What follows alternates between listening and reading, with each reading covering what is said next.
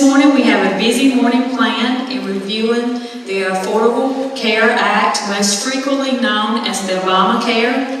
We will begin with an overview at a national level by the advisory board, then take a look at it from a state level by the North Carolina Hospital Association, and finally down to a local level by Southeastern Health. Everyone is concerned about what effect will the Obamacare have on our community.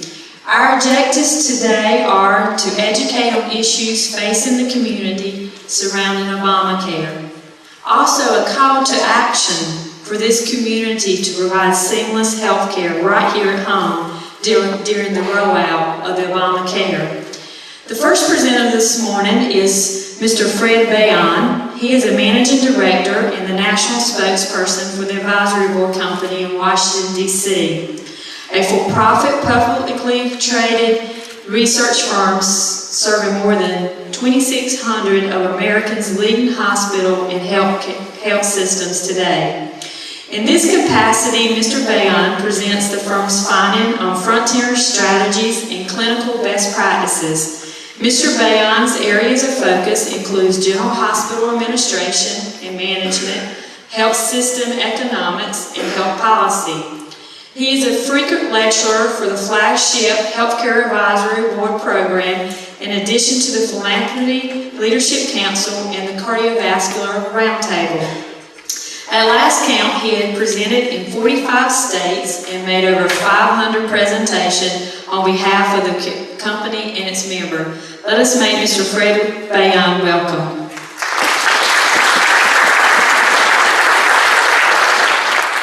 Thank you, and good morning, everybody. You know, I have to update my bio. I've now spoken in 48 states. So you're probably wondering what are the 2 states I have not been in yet. I haven't been to Wyoming, and I have not been to South Dakota. So if anybody knows anybody in Wyoming and South Dakota can give me an invitation, I'd really appreciate that. When I hit 50, that's when it's time for me to retire from this gig. But I've been with the advisory board since 2005. I joined the advisory board out of a master's program in education. I used to teach 7th and 8th graders history. My dad's a healthcare provider, my sister's a healthcare provider, my mom's a foreign language teacher. So this job kind of splits the difference of those influences. I spend my time out on the road presenting to hospitals and health systems and physician groups and stakeholders what is happening in the healthcare environment. And I think what you're going to hear from me this morning, and what you're going to hear from everybody who is on the agenda, is that the healthcare marketplace is really in flux. And so I want to give you some sense what healthcare reform, what the Patient Protection and Affordable Care Act, what Obamacare is really going to mean to the United States from different perspectives, primarily the perspective of hospitals and health systems. What does this change have in store for us across the country? And the way that I'm going to take you through that is through 3 real large sections here that I want to talk about with you this morning. So the first thing that I want to talk about in terms of the overview of the Patient Protection and Affordable Care Act is one of the things that you see baked into the Patient Protection and Affordable Care Act is that we're moving into a different era in healthcare. And what I call it is the end of price. And what I mean by that is there are a lot of organizations in healthcare have grown to the ability to pull the price lever. And what you're going to be seeing in the Affordable Care Act is that ability is going to be primarily compromised moving forward. So what does that mean?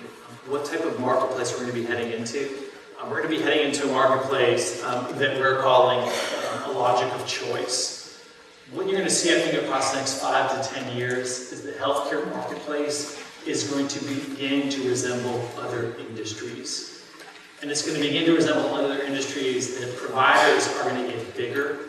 Providers are going to be rewarded for being better, for providing higher value, for providing more efficient care episodes and providing higher quality. And I think what you're going to see is that purchasers of healthcare, whether it's the federal government, state government, local employers, individuals, they're going to be looking at cost performance and quality performance and making their decisions in healthcare a lot like they make their decisions in other industries across the U.S. And then the last thing, just any time permitting, I'll give you some final thoughts. And what we're talking about is the new economics of growth. What's growth going to look like under Obamacare, the Patient Protection and Affordable Care Act, or also health care reform? So sound like a good agenda for everybody? So we start with our first slide. Isn't there a lot of information on this slide? I think you're going to see a lot of my slides have a fair amount of information. If I went over every single bullet here, it would be a violation of your 8th Amendment rights. I am not going to do that this morning. But it's hard to think that the Patient Protection and Affordable Care Act has been with us since 2010. It feels a little bit longer, doesn't it? You know, some people I speak to will say it feels like it's been with us for 10 or 15 years. And when you look at the Patient Protection and Affordable Care Act, it's over 2,000 pages long. And what we've done on this slide for our members, for our clients, is really boil it down into its essence. And so you'll note here with me, if you start on the left-hand side, one of the big things that you see baked into the Affordable Care Act is the rise of accountability. So baked into the law are different reimbursement systems, different ways to pay providers, different ways to pay hospitals, different ways to pay physicians, to hold them more accountable for the quality of care that they're providing. So within the Affordable Care Act, you see things like, for example, a value-based purchasing program. What's that? That's a national competition on healthcare quality that all hospitals and health systems are participating in. The way that it works is that Medicare withholds money from hospitals and health systems and then ranks hospitals and health systems on how they perform on specific quality metrics. Those organizations that do well receive their withhold plus a bump. Those organizations that do not do well do not receive that withhold back and also get a penalty. So as we view kind of the first rollout of the Affordable Care Act, really what you see the federal government looking to do is drive accountability for healthcare dollars that are being spent. If you move to the right-hand side, this year is all about financing specific mechanisms for the Affordable Care Act. So the big question being, how is it that we are going to be paying for what is going to be a big expansion of people coming to the healthcare marketplace in 2014? So for example, you see new taxes coming online this year, an increase in the Medicare tax, taxes to device makers, as a way to generate revenue for the federal government so that they can prepare themselves to provide subsidies to individuals for what I would call the big bang of healthcare. And the big bang of healthcare is going to be next year, 2014. And that's going to be the launch of coverage expansion. If you listen to the Congressional Budget Office, they're saying that we're going to have 27 million more people coming into the insurance marketplace starting in 2014. Now that is if everything goes the way that it's supposed to go. And you're going to see in a couple minutes that there's some people that are looking at there's some potential cracks in whether or not we're going to get 27 million more people insured in the marketplace. Then moving to the right-hand side, elevated penalties for drivers with excess costs. The one that I would really be zeroing in on is what you see there, the excise tax on Cadillac health plans. So those health plans are in excess of $14,000 in terms of their actuarial value for individuals, over $20,000+ for a family of 4. Any dollar above that $14,000 mark, or roughly a $24,000 mark, that's going to be tax-like income. So as you see here, if I were to give you one big takeaway from the slide, is when we talk about the Patient Protection and Affordable Care Act, it's a revolution, but it's a revolution in slow motion. It's not happening overnight. This is something that's going to be unfurling over time. Now, taking a step back, the way that I come at this primarily in my position, I come at it from the perspective of hospitals and health systems. And so what does that mean for hospitals and health systems? What is the Affordable Care Act going to be looking like? How is it going to impact hospitals and health systems across the United States and communities such as yours? And as you can see here, what we see kind of rolling out is there are going to be some real threats to hospitals' ability to price. And so what you see up here are the 4 threats I'm going to talk about just in a moment. But the first one is, because of the Affordable Care Act, hospitals and health systems right now are going to be on the hook for significant reimbursements cuts moving forward. And I'm going to show you kind of the gravity of those cuts in a moment. In addition to that, there are policymakers out there that believe reimbursement cuts that you see going to hospitals and health systems, those aren't going to be offset by more people coming into the insurance marketplace. There's some real open questions about whether or not people are going to sign up for health exchanges beginning in 2014. There are some real open questions about what's going to happen nationally with the expansion of Medicaid across the country. And so for a lot of hospitals and health systems across the U.S., one of the big gives for them was cuts in their Medicare reimbursement. The concern is that those cuts aren't going to be offset by coverage expansion. Third thing that I'll mention is the linchpin of healthcare in the United States is employer-sponsored coverage. It's commercially insured individuals that are getting their insurance from employers. And there's a real question of how employers are going to behave in 2014 when those individual health exchanges come up. Are they going to continue to offer health insurance? Or are they going to get out of the health insurance business altogether, pay a penalty to the Treasury Department, and tell their employees that they can purchase health insurance on exchanges, and we're done offering insurance to our employees because it's just getting too expensive for us from an employer perspective.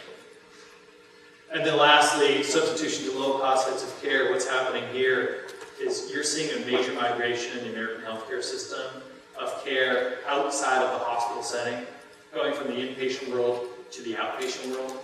We're going from the primary care physician's office into, dare I say, a Walgreens, or maybe even into a Walmart moving forward. All of those having an impact on a hospital's ability to price moving forward. By the way, have I been a ray of sunshine so far from you? Yeah. So let's start here. So baked into the Patient Protection Affordable Care Act were cuts that hospitals and health systems were going to be taking in the Medicare program. And the number that everybody was zeroed in on was $150 billion. $150 billion of cuts out of the Medicare program in terms of reimbursement to hospitals and health systems.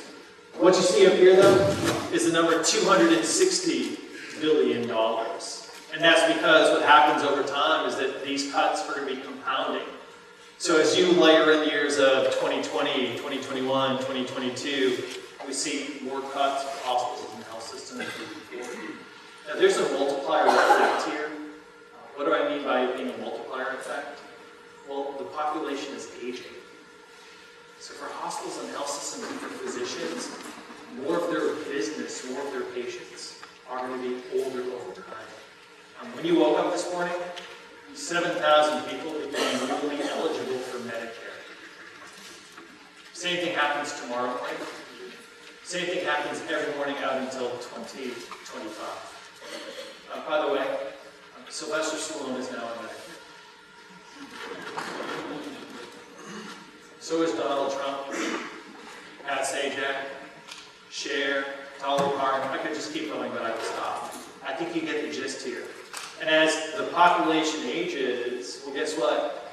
Medicare isn't as generous of a payer as those commercial patients.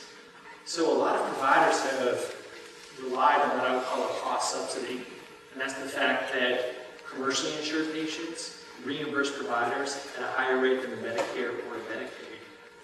And that cost subsidy is really in jeopardy moving forward because of A, the aging of the population, but the cuts that you see up here. In addition to that, there are new payment models that are also cuts to providers. I don't want to get kind of too in the weeds here, but if you start on the left-hand side, I talked about that value-based purchasing program, which is a competition on healthcare quality, but there's also a hospital readmissions program in place, which would mean that hospitals with a disproportionate number of readmissions are going to receive penalties if they have too many readmits back in their hospitals. Penalties from the federal government, penalties basically coming from the Medicare program. Now, those are involuntary programs, so hospitals and health systems are forced to be in those programs. But please keep this in mind, that commercial payers are rolling out the same things in the commercial world. So paper performance programs, readmissions penalties, those are happening as well. And then on the right-hand side here, you see something called bundled payments. The federal government is experimenting with bundling payments for hospitals and physicians.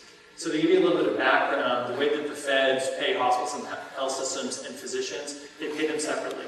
So there's a separate revenue stream for hospitals, there's a separate revenue stream for physicians. What the feds are experimenting with is bundling that payment together. So it would be a lump sum payment, and then hospitals and physicians would have to determine how it is that they're going to equitably share that payment. Oh, and by the way, that bundle is going to be the discount to the previously received individual revenue streams. So again, as we view it, it's another price cut that's coming down the pipe for hospitals and health systems. In addition to this isn't going away. This has staying power. If you talk to Democrats or Republicans in Washington, D.C., where they agree is they agree that we have to slow down healthcare spending in the United States, especially for the federal government. So here on the slide are just some proposals that are in the hopper in Washington about trying to slow down spending in federal healthcare programs, specifically Medicare. So things like risk-based payment, the creation of accountable care organizations, where organizations will be rewarded for slowing cost growth for patients assigned to them, holding providers much more accountable for the care that they're providing in an effort to slow down healthcare spending, to try to battle budget deficits in Washington, D.C. So that's our first major issue, I think, when you see coming from the Affordable Care Act, is just a slowdown in price through direct cuts to providers. Here, though, is the other issue that I kind of mentioned a little bit earlier, and that's the idea of coverage expansion. So the belief in Washington, D.C., and frankly the belief of the American Hospital Association was that we'll take cuts up front, but we'll offset those cuts by having more people in the insurance marketplace. So more paying customers. I think you see the logic there. But I think the last dime gasp of a failed businessman is always, I'm going to make it up on volume. So as you slide forward with me, there are some concerns about whether that coverage expansion is really going to happen. So let me start with the exchanges. And I want to make sure that we're all on the same page here. So starting in October of this year, all 50 states have to have a health-based insurance exchange. They're not calling them exchanges anymore, they're calling them marketplaces. And those marketplaces have to be up and running so that people comply with the individual mandate. The way the individual mandate works is if I'm a citizen of the United States, I do not sign up for health insurance, I do not have health insurance, I am paying a penalty to the federal government beginning in 2014. So if I'm an individual, I'm not eligible for Medicaid, I'm an individual, I'm not getting insurance from my employer, well, where do I go shop? Well, you're going to go on to those state-based exchanges that are being built out right now. If you look on the top left with me, many states aren't complying with what the Democrats were wanting, which was that they were going to be building out these state-based exchanges on their own. Most states have decided to have the federal government build out these exchanges for them, North Carolina being one of them. So the feds will be running the health exchange in North Carolina moving forward. Some states are building out these exchanges in partnership with the federal government, and then there is a minority of states that are operating these exchanges on their own. There's a lot of consternation about whether or not these exchanges are going to be ready for prime time beginning in October and ready for next year. I'll just zero in on that quote that you see from Senator Max Baucus. Max Baucus, Senator, then supplied a lot of political capital, in many cases, to get the Patient Protection and Affordable Care Act signed. When interviewed earlier this year in terms of talking about the exchanges, he said, I just see a huge train wreck coming down. I think that makes us a little bit nervous. Again, when somebody was the architect of the Patient Protection and Affordable Care Act, very concerned about the build out of these exchanges. He's not alone. Many business leaders, you see that 70%. Many business leaders believe that these exchanges are not going to be ready for prime time at the beginning of next year. So when we're looking at kind of those exchanges, I think the big question is what are individuals going to do when it comes to these exchanges? The first thing that I'll share with you is most people know very little about the exchanges. Not about how the mechanics of them or how they operate. Most people don't even know that they exist. So for the federal government this summer, they've been trying to get out on really a road show to try to communicate to the American public about these exchanges. When you look at the exchanges, you'll be able to find different levels of plans that you can purchase. You could buy a platinum plan, a gold plan, a silver plan, or a bronze plan. By the way, a little inside baseball, congressional aides, when they were writing the exchanges back in 2010, they were writing them at the same time as the Winter Olympics. So when it came time to giving names to the specific plans that you could purchase, they went with Olympic medals, as you can see here. That's why you woke up this morning to get that information. Now, I think the big question is, are people going to, if they know about the exchanges, are they going to sign up, or are they going to opt to pay a penalty instead? These penalties scale over time, but initially, if we're talking about an office worker or a real estate agent, for some individuals, it might make sense for them to pay the penalty as opposed to pay for health insurance, because it's going to be cheaper for them to pay the penalty moving forward. And for these exchanges to truly work, the young and healthy have to sign up for them. And the concern is if the young and healthy do not sign up for them, we could be looking at adverse selection. We could see an increase in the premiums of those individuals who signed up for these exchanges if they tend to be just the sick and the unhealthy. Another area to mention when it comes to expansion has to do with the Medicaid story. So again, this is something that hospitals and health systems were believing was going to be a slam dunk. In 2010, the Affordable Care Act stated that all states would be expanding Medicaid to 138% of the federal poverty level. And then last summer, the Supreme Court ruled that, yes, the individual mandate is constitutional, but they ruled that the feds can't coerce states into expanding state Medicaid programs. So now it's a decision, now it's a choice. You can see up here on the slide where we sit today. Some states deciding to participate in the Medicaid expansion. Other states, and those are the states that you see there in the red, opting not to participate in the Medicaid expansion. This is a decision that states can return to year after year. But at this point in time, there are some states that are saying that they're not going to be expanding Medicaid. The logic in those states is that the belief is that the feds will withdraw their support over time for the expansion of Medicaid. The feds withdrawing their support to tackle other budget issues. And then states, and again, this is the logic of those red states you see up here, those states then will have to pick up the cost of that Medicaid expansion on their own.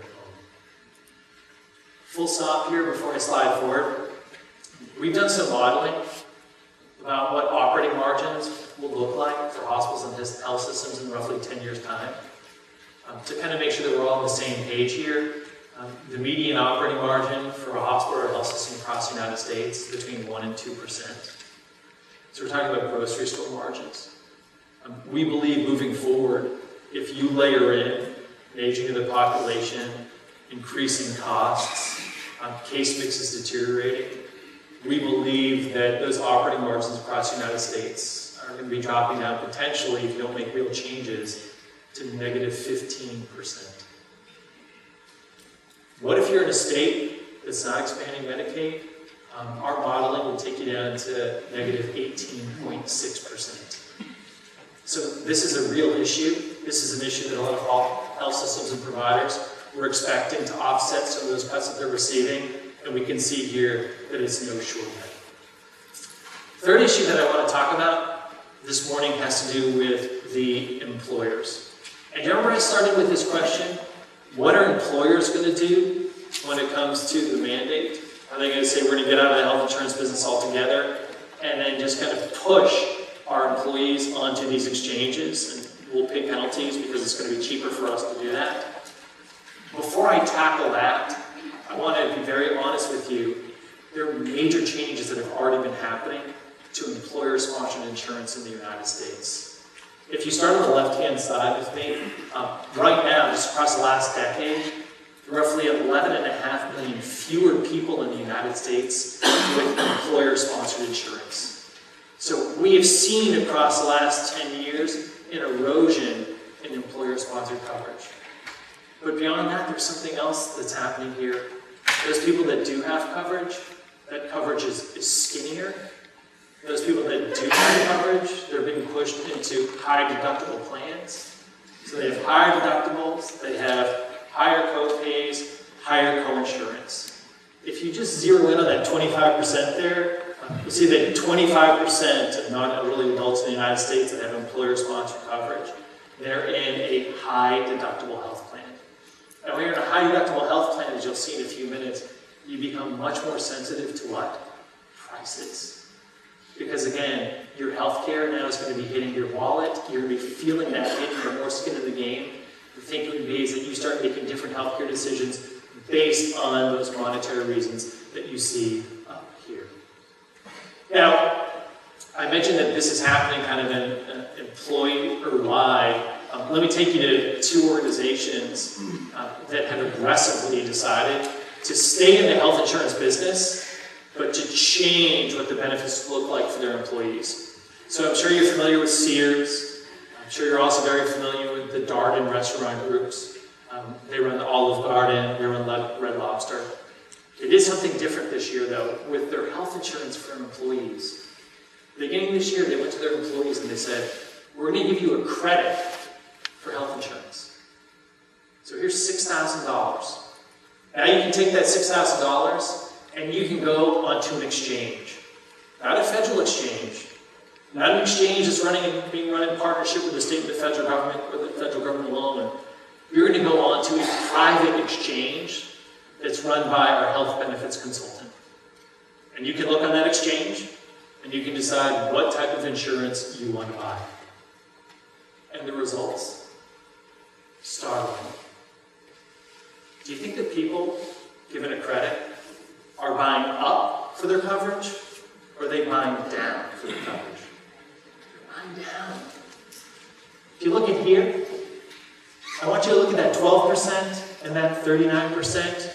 Just from 2012 to 2013, you see a growth from people in a high deductible plan. It was at 12%, now it's at 39% for these organizations.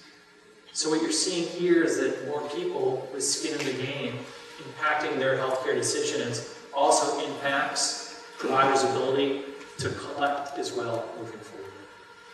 So as we think about it, as we view it, I talked a little bit about kind of cross-subsidy and that commercial insurance is so critical for offsetting the fact that Medicare and Medicaid don't pay full freight. But what's happening in the commercial world, what's happening in the employer-sponsored world, is you're seeing the actuarial value of those plans becoming less generous. And the last thing that I want to mention is what's happening with care in the United States. So there's been a shift that's been happening across the last 10 years, and the shift has been from inpatient care to outpatient care. So things that were once mainstays of the inpatient world, procedures that were once mainstays of the inpatient world, just because of technological advances, just because of efficiencies, they're now going from an overnight stay in a hospital to maybe a case that's done in an ambulatory surgery center. And you'll notice on the right-hand side, just some growth projections for usual suspect service lines or businesses for hospitals and health systems, whether it's the cardiac world, the vascular world, the orthopedic world. The growth is primarily in the outpatient space, at 23 hours or less in terms of your stay. But there's a new frontier when it comes to this shift. And if I was talking about kind of this shift broadly, there's a new frontier, and what we're looking at is a shift to lower cost sites of care. Because that's really the shift from inpatient to outpatient. It's going from a higher cost inpatient center to a lower cost outpatient center. But that's also starting to happen in the primary care world. And you're starting to see that shift to low-cost substitutes. And it starts here. It starts at Walgreens. So now Walgreens has what they call take care clinics. They have 400 of them across the United States. We show you the timeline here when it comes to their rollout. Walgreens or CVS, they're really enthusiastic about this business plan because they have information that shows people that go into these clinics tend to spend more at a Walgreens or a CVS than somebody who goes into one of those pharmacies and doesn't utilize their clinics. Now these clinics, they're not just getting into the business of dealing with the common cold, the stuffy nose, or sniffles. These clinics are now managing chronic disease. In addition to that, they're starting to partner with physicians that have built out accountable care organizations to do a better job of managing patients outside of the hospital setting. So there are a couple things that are happening here with these Walgreens clinics. Number one, they could potentially disrupt referral patterns to primary care physicians or to specialists or to hospitals. But they also could pull down price for primary care physicians as well. Now, speaking of price, when you're talking about competing on price, one organization should come to mind for all of you. They're the best competitors on price out there. Want to guess who they are? You got it. Right here. So I stayed at the Best Western in Lumberton last night, and just there's the Walmart from my room, a nice view of it. You'll notice up here how large Walmart is. So let's start with these numbers down in our rectangle. They have over 4,600 stores in the US. The median distance between a resident in the United States and a Walmart is roughly 4 miles. And then a third of the US population shops at Walmart every week. What's their slogan? Their slogan right now is save money, live better. What business potentially are they considering getting into? The primary care business. And anybody who's competed with Walmart on price knows what they do to price. They drive down price. But this could just be the beginning. What if Walmart decides to get into in-store office imaging? What if Walmart decides to roll out a national health insurance product and then creates a very narrow network of providers to which they're sending those individuals? And not in their strategic plan, but again, Walmart looking carefully in the healthcare industry. And if you look at the quote up here from their VP of Health and Wellness Payer Relations, that's where we're going now. Full primary care services in 5 to 7 years. I love it when I can hear a pin drop in my presentation. So, let me take a step back. And let me think about this just very quickly from the point of view of hospitals and health systems. Okay? So hospitals and health systems, before the rollout of the Affordable Care Act, and I would even argue across the last couple of years, they have been rolling out the playbook that you see on this slide. This has been the power formula. This has been the playbook for hospitals and health systems across the United States across the last 20 to 25 years. And it's fairly simple. A little bit more difficult to execute, of course. But number one is get bigger. So consolidate your position in the marketplace. Number two, connect with physicians. So make sure that referrals in the community coming to your hospital or your health system.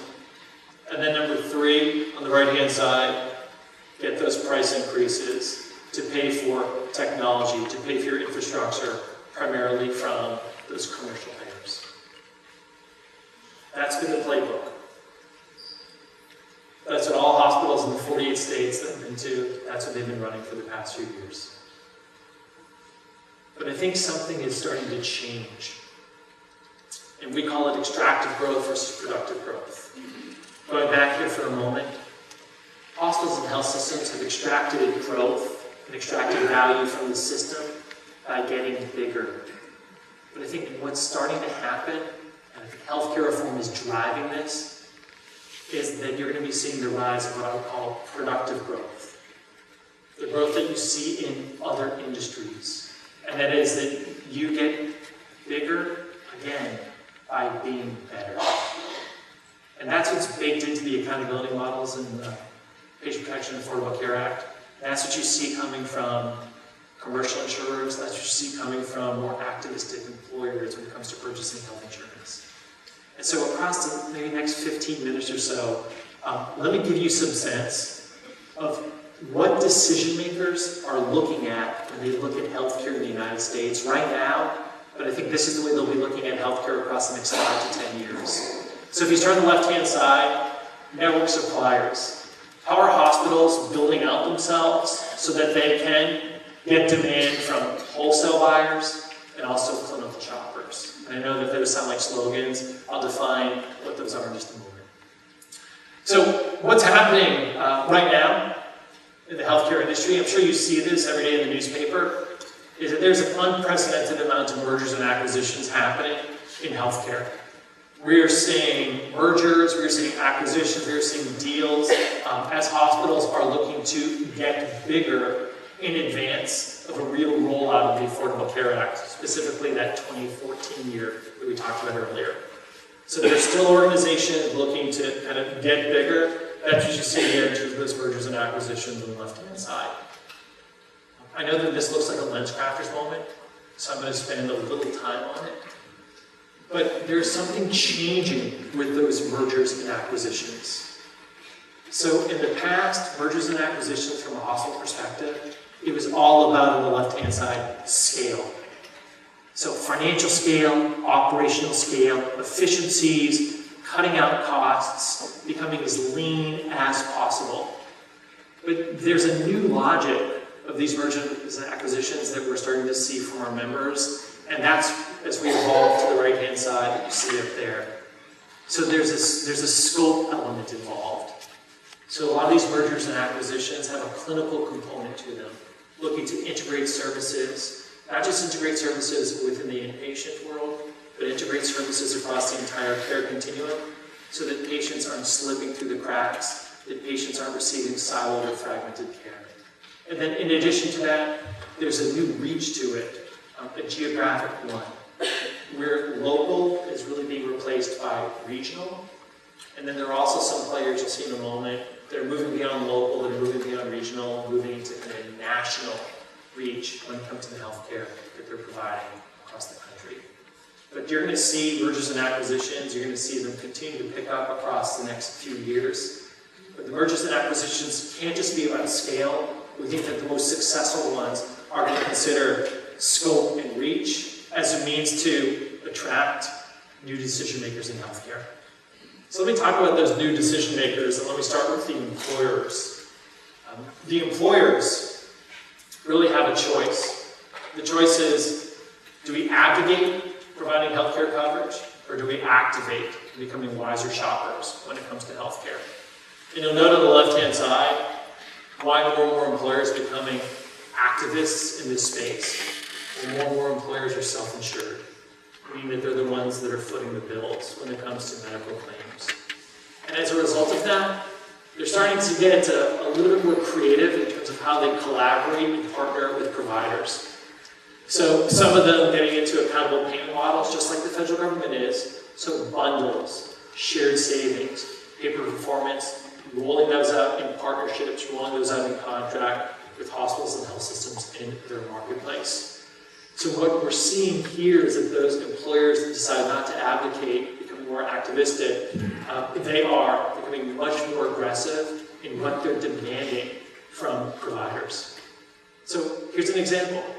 Right? We talked about Walmart. We talked about Walmart in the primary care world. Well, guess where Walmart is already using their heft and using their scale? They're using it when it comes to purchasing high-cost surgeries for insured individuals whom they employ. So this is a program that they rolled out. It's a Centers of Excellence program. It's a program that involves cardiac services, orthopedic services, I think hip and knee implants, and then also transplant services. Here's the way it works. If I'm an employee at Walmart, I'm getting insurance from Walmart. If I'm going to have a scheduled procedure in one of those 3 areas, I have a choice.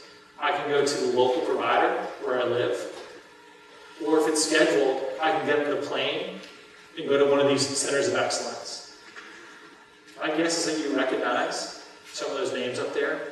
Cleveland Clinic, Mayo Clinic, Scott and White, Virginia Mason Medical Center in Seattle. So why would I want to go there as a Walmart employee? Reputation, clinical excellence, optimal quality. And guess what Walmart is doing? Any out-of-pocket expenses, Walmart's covering them. Guess what else Walmart is covering? Cost of my plane ticket. Guess what else Walmart is covering? If I want to bring my wife or my husband with me, they'll pick up the tab there as well. What's in it for those providers? Volume. What's in it for those providers?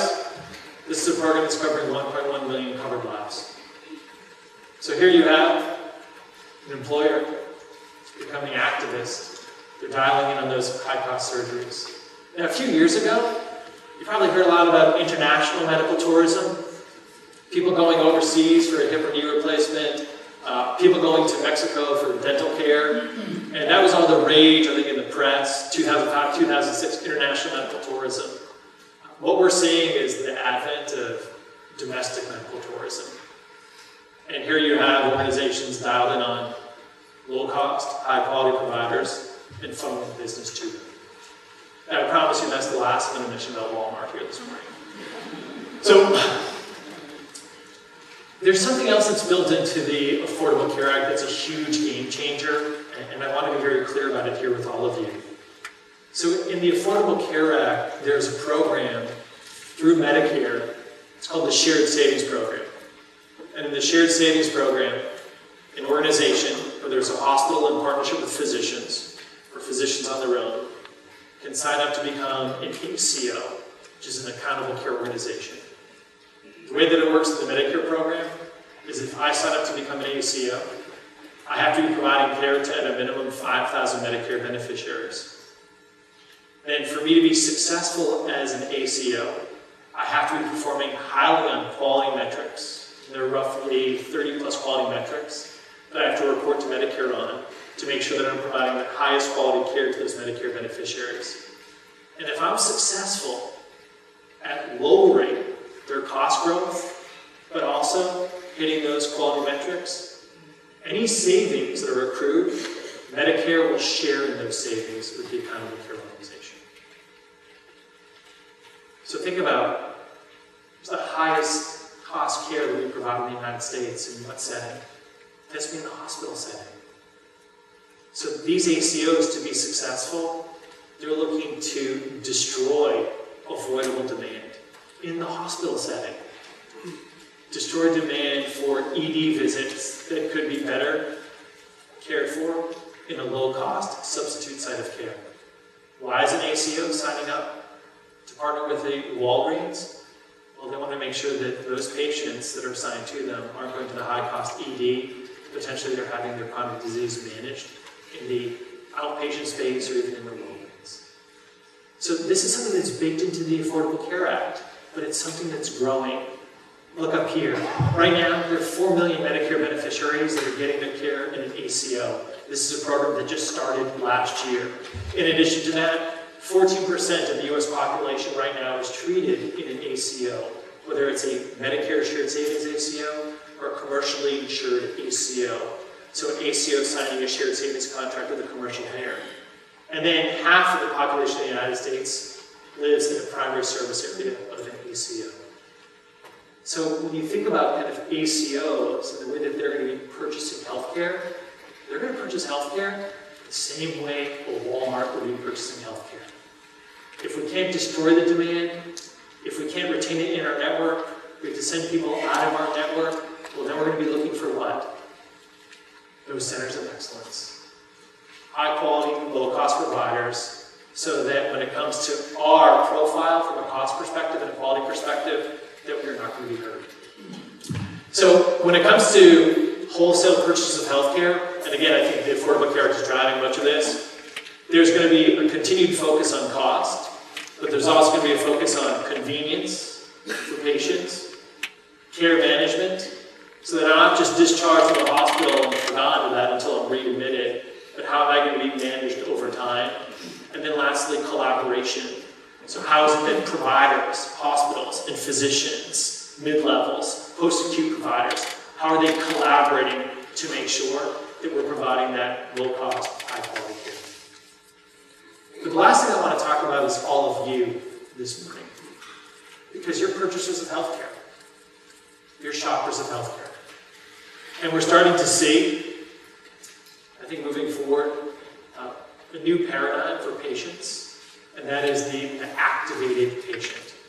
So I'm sure maybe some of you have done this, or you have family members that have done this, friends that have done this. Maybe you go on to WebMD, and you print something out, and you bring it to the physician in the mid-level and say, this is what I have. I'm right, I know that. Well, I think what we're seeing here is a different type of activated patient, kind of beyond the WebMD paradigm, and that is the activated consumer. So if you think back to what I talked about, you think of the Sears example, you think about the Red Lobster example, the Olive Garden example, patients have more skin in the game. They have higher deductibles, so they become more sensitive to price. And so we think moving forward, as more and more individuals have higher deductibles, higher co-pays, it's going to influence where it is that they go to receive their health care. And so as you move forward, we think patients are going to be much more sensitive to, number one, prices. And as those deductibles creep upwards, you're going to know with me here that there's some different tests that now come into your calculus about where it is that you want to get that care. So if you start on the left-hand side with me, we're familiar with paying co-pays to go see our primary care physician. We're familiar with co-pays to have a medication filled. But if you move to the right-hand side, you're going to see that your deductibles moving forward potentially for individuals could be so high that we're going to be out of pocket for an MRI. We're going to be out of pocket for an endoscopy, maybe even cataract surgery. So then we become much more sensitive about what? Prices. And where I live in Washington, D.C., look at the prices on MRI scans, just in the District of Columbia and beyond. There's an $1,800 spread that you see on the right-hand side there. I'm going to tell you this right now. Hospitals and health systems aren't charging $411 for an MRI scan.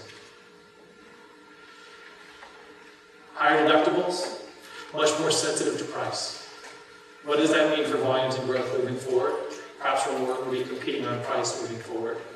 In addition to that, individuals want convenience. I'll tell you a true story. The average wait time to get in to see a primary care physician in Washington, D.C., where I live, is north of 60 days. And maybe you haven't had this experience, but I know people who've had the experience of, they call the primary care physician, hours of operation are from 9 to 12, lunch is 12 to 1:30, and then 1:30 to 4 o'clock, and then try the next day. Is it any surprise then we're seeing more and more people, especially younger people, going to those retail clinics at Walgreens? And then you'll notice on the right-hand side, can you see that one medical group? So this is a practice out of San Francisco, California. It's what I would call concierge medicine light.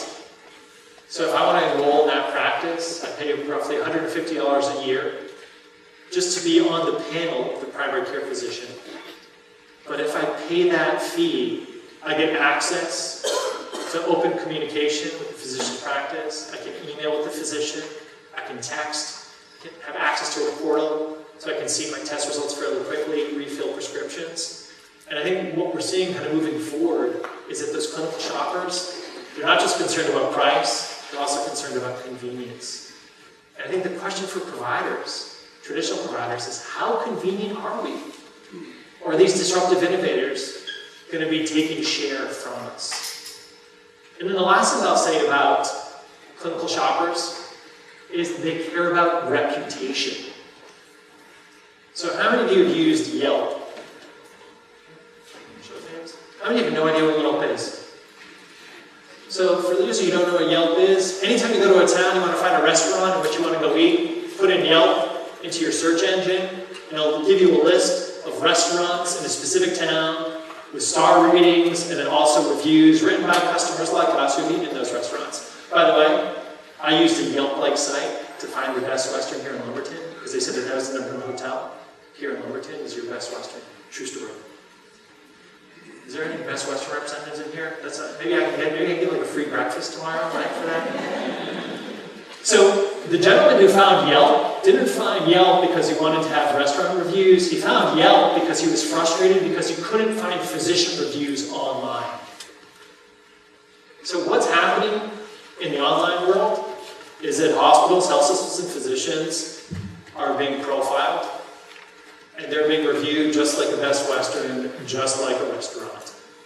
And what matters online is really negative reviews. Negative reviews, ultra negative reviews is what dissuades people from going to a provider. And we're starting to see more and more of that kind of in the marketplace. And especially if you have out-of-pocket costs, you're much more sensitive about price convenience, also sensitive about reputation. So as we move forward, and this is the second to last thing that I want to show you this morning, is when it comes to shopping for care, the physician recommendation is still going to be critical. It's still going to be a very important component. You hear that time and time again. But don't lose sight of the fact that those components around the physician recommendation, service quality, convenience, email, coordination, all of those things are entering into the calculus of where people are looking to receive their care moving forward. So the last thing that I want to mention, just in the interest of time, is I want to talk about identities. And what we're seeing across the United States is that healthcare providers are in the midst of a bit of an identity crisis. What do we want to be moving forward as the Patient Protection and Affordable Care Act truly takes hold? Do we want to be the best-in-class acute care destination? So the highest cost, highest quality hospital in our community? Do we want to be a consumer-oriented ambulatory network? Do we want to build out our outpatient space? Do we want to build out health centers and clinics and compete with the Walgreens and potentially the Walmarts of the world? Do we want to be the full-service population health manager? Do we want to become an accountable care organization? Manage people's health across the entire care continuum? Or do we want to be a financially integrated delivery system?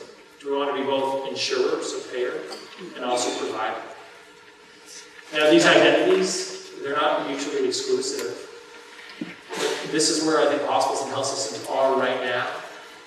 On the precipice of 2014, what identity are we going to take? Who are we going to be in our community moving forward?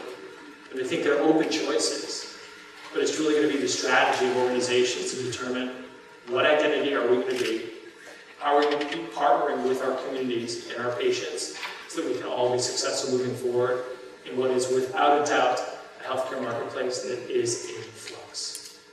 So with that, thank you so much for your time and attention this morning. I have to tell you, I was in Chicago last week and I spoke for 5 hours. So I feel like I'm just warming up right now. But anyway, thank you so much, and I look forward to chatting with you on the panel. Thanks. Thank you, Fred.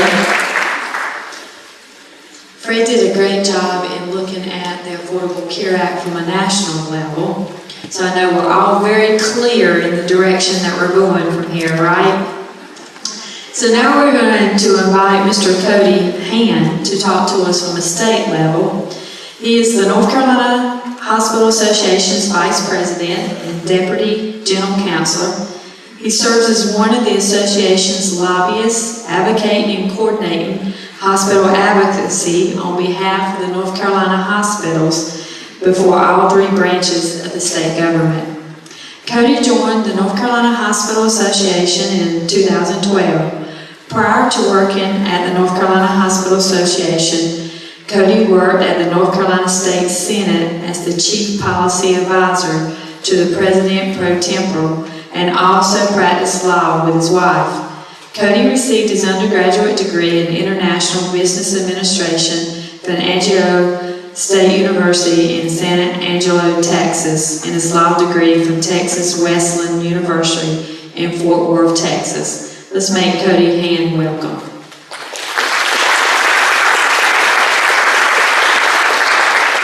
Thank you, and good morning. Can everybody hear me? Excellent. Fred did a great job. I'm not really that worried about Walmart. As I was driving down here, seeing all the South signs. That's what scares me. Fred may need to go see what I'm talking about just to see what kind of fun it is. Again, my name is Cody Hand. I'm with the North Carolina Hospital Association. We represent every hospital in the state of North Carolina, public, private, acute care, psychiatric, you name it, we got it. One of our board members is Joanne Anderson. She is a very fantastic representation for your county and your hospital. We value her input. Fred talked a lot about what happened on the national level. I want to bring it down closer to the state level before Joanne takes a great local for you. North Carolina, it's a very interesting time for us in healthcare in North Carolina. We are one of the flagship states for healthcare. People come from all over the world to our hospitals for the treatment that they receive. I know that you guys have had agreements with some of our really good cardiac programs to get your patients the best care in Robeson County.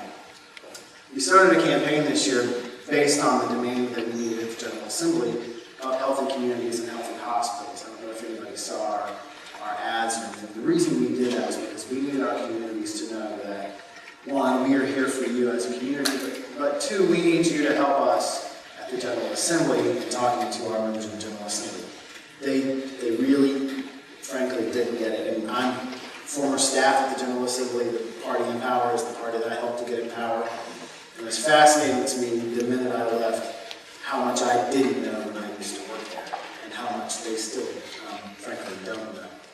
Again, we have 136 or so hospitals, depending on what you count as a merger. Fred was talking about mergers and acquisitions. It seems every month we get stories of another hospital in North Carolina that has joined another system, or two independents who have merged together. That is better, in my opinion, for patients in those communities because it does improve the economies of scale for the purchasing. However, when you have a nice, robust system that you have here in Robeson County, I think you're good with what you got, and I think you should be very thankful, especially since I think you just celebrated your 60th anniversary in this community. I think that's something we should all be very proud of.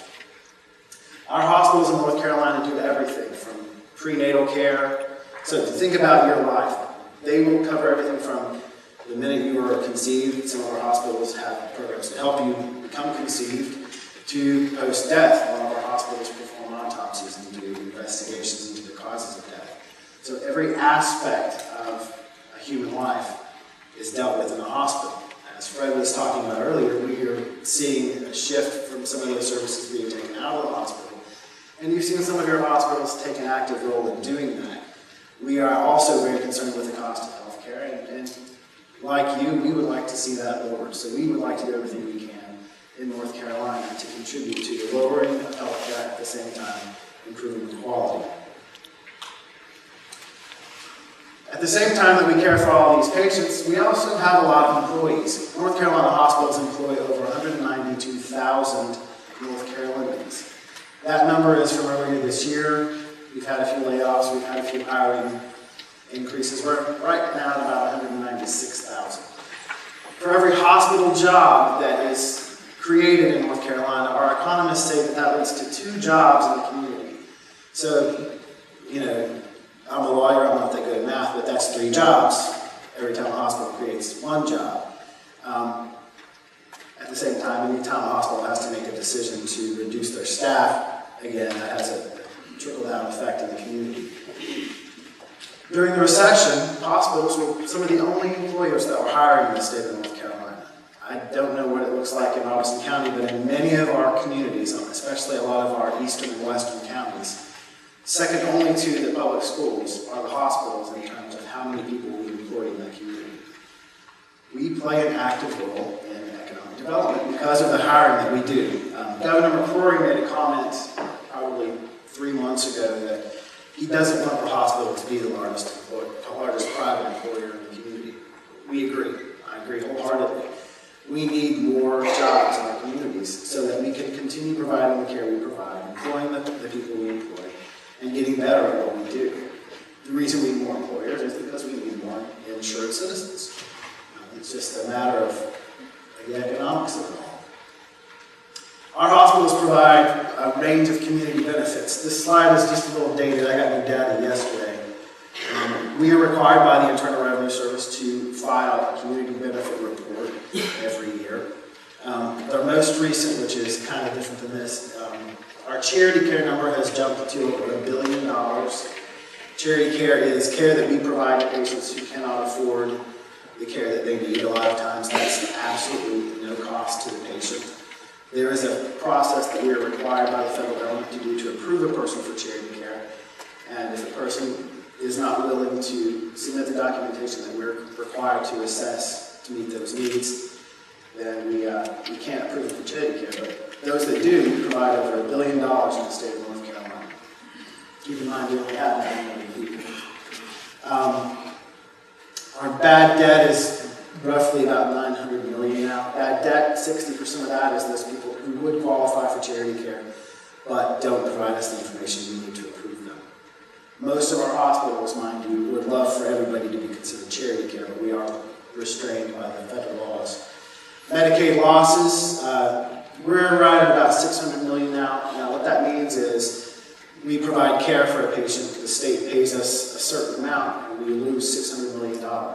We actually, as hospitals, pay more to care for Medicaid patients now than the state does.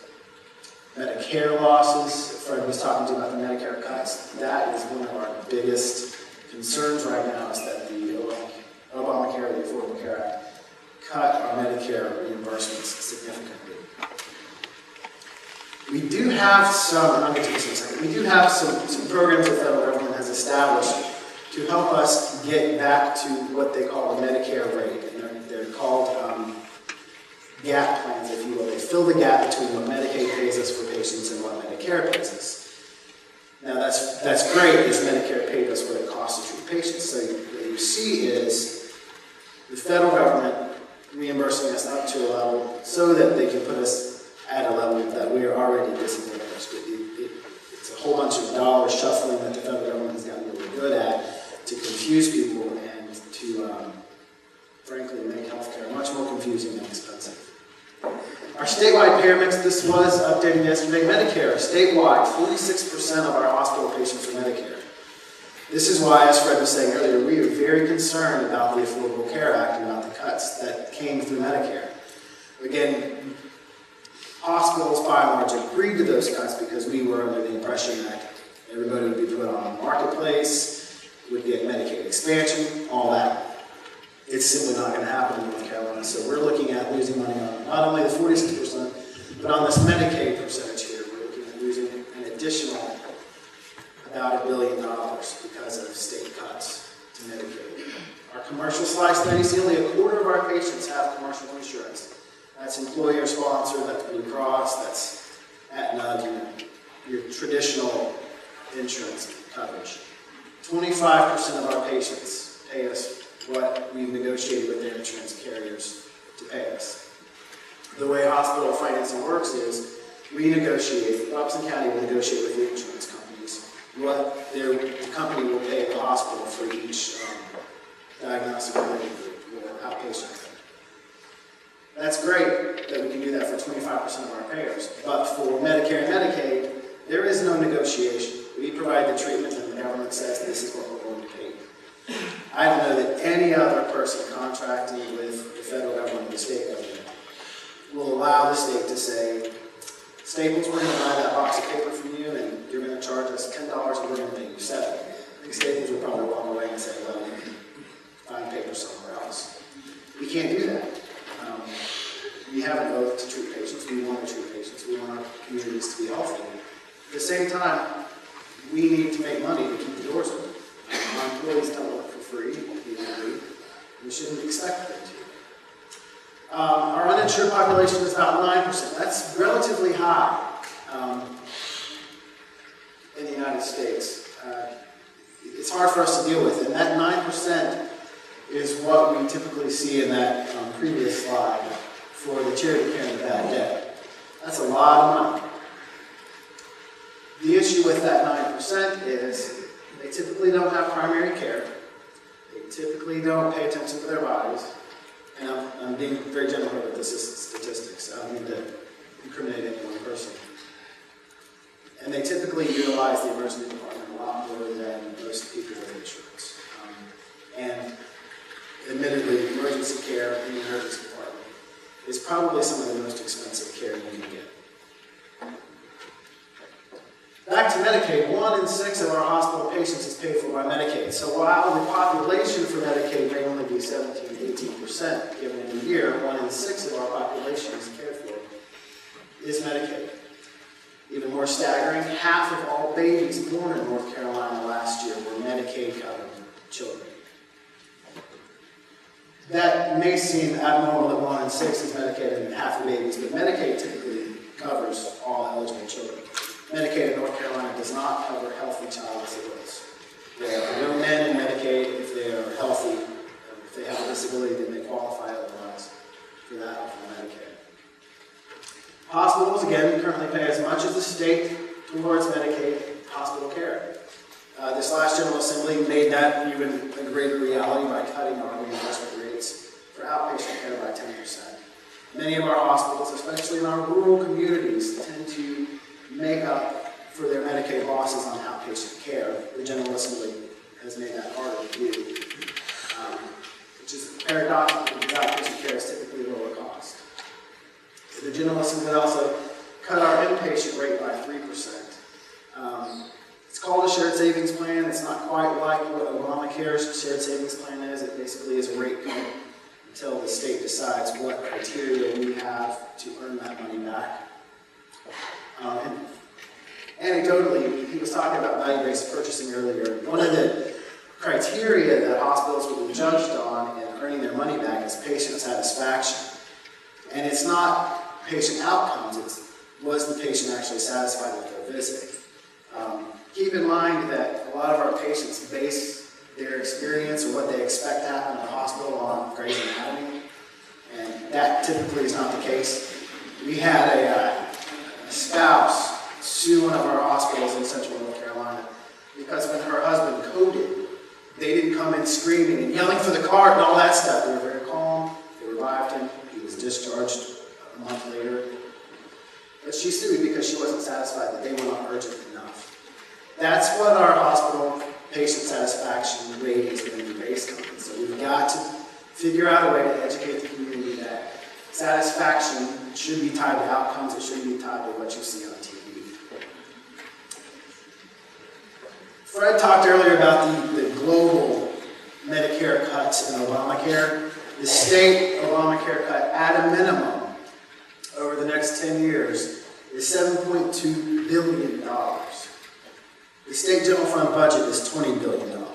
So we're going to be losing the equivalent of almost a third of the state's budget in our hospitals alone, on our Medicare patients alone. That was intended to be offset by Medicaid expansion. As we all know, it's no longer mandatory to expand Medicaid, and our state has made the decision not to do that. No expansion means that we are not going to be adequately compensated for treating Medicaid patients and Medicare patients. What that means for those of you who are commercially insured and pay out of pocket is your costs for healthcare are going to be more expensive, not less, since the Affordable Care Act. Another big problem we're facing in our hospitals is mental health. 2000, 2001, the state decided to reform mental health, to get away from the old model of institutionalization, group homes, those sorts of traditional ways to deal with mental health issues. They did that by creating a community support system, community network. But what they didn't do before they disbanded all the state-run facilities, before they disbanded institutions and outlawed group homes, was to make sure that the community support was there. So what we saw was a huge increase in mental health patients visiting our emergency departments because they did not have the adequate support they needed in the communities. A lot of times it was because they didn't have somebody making sure they were taking their medication. As we all know, with several behavioral health disorders, you get on your medication, you feel better, you don't think you need the medication anymore, you stop taking it. 3 weeks later, you have an episode, you end up in the emergency department, got to take the medication again. There's nobody in the community making sure that that happens. At the same time, they become a threat to themselves and they become a threat to their friends and family. So they end up in our emergency departments. A lot of the things that we have to do for behavioral health patients in our emergency departments are not compensated. We have to have what we call sitters or protectors in the room with them 24 hours a day, because most of our emergency rooms are not equipped to handle mental health patients. If you were to look at the difference between an ED specifically built for behavioral health and an ED for acute care, most of us would be familiar with, there are things in a traditional ED that any behavioral health patient can use to harm themselves. And it's everything. It is the fire sprinklers, it's the bed, it's the sheets, it's the oxygen hoses, it's everything you can imagine. So we've got to pay someone 24 hours a day to sit in the room with that patient to make sure they don't harm themselves. Some of our hospitals have gone to their own expense to retrofit some of their old emergency departments to make them more equipped for behavioral health patients. Because it's, frankly, one of them said, because I'd rather lose $5 million than 10. So that's how they're dealing with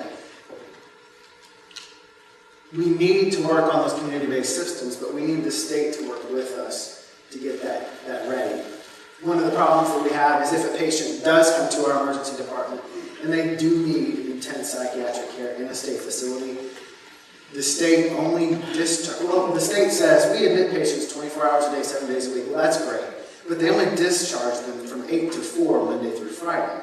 So if there's no bed available to admit a patient to, then it doesn't matter if you admit patients 24/7 if you don't have a bed for them.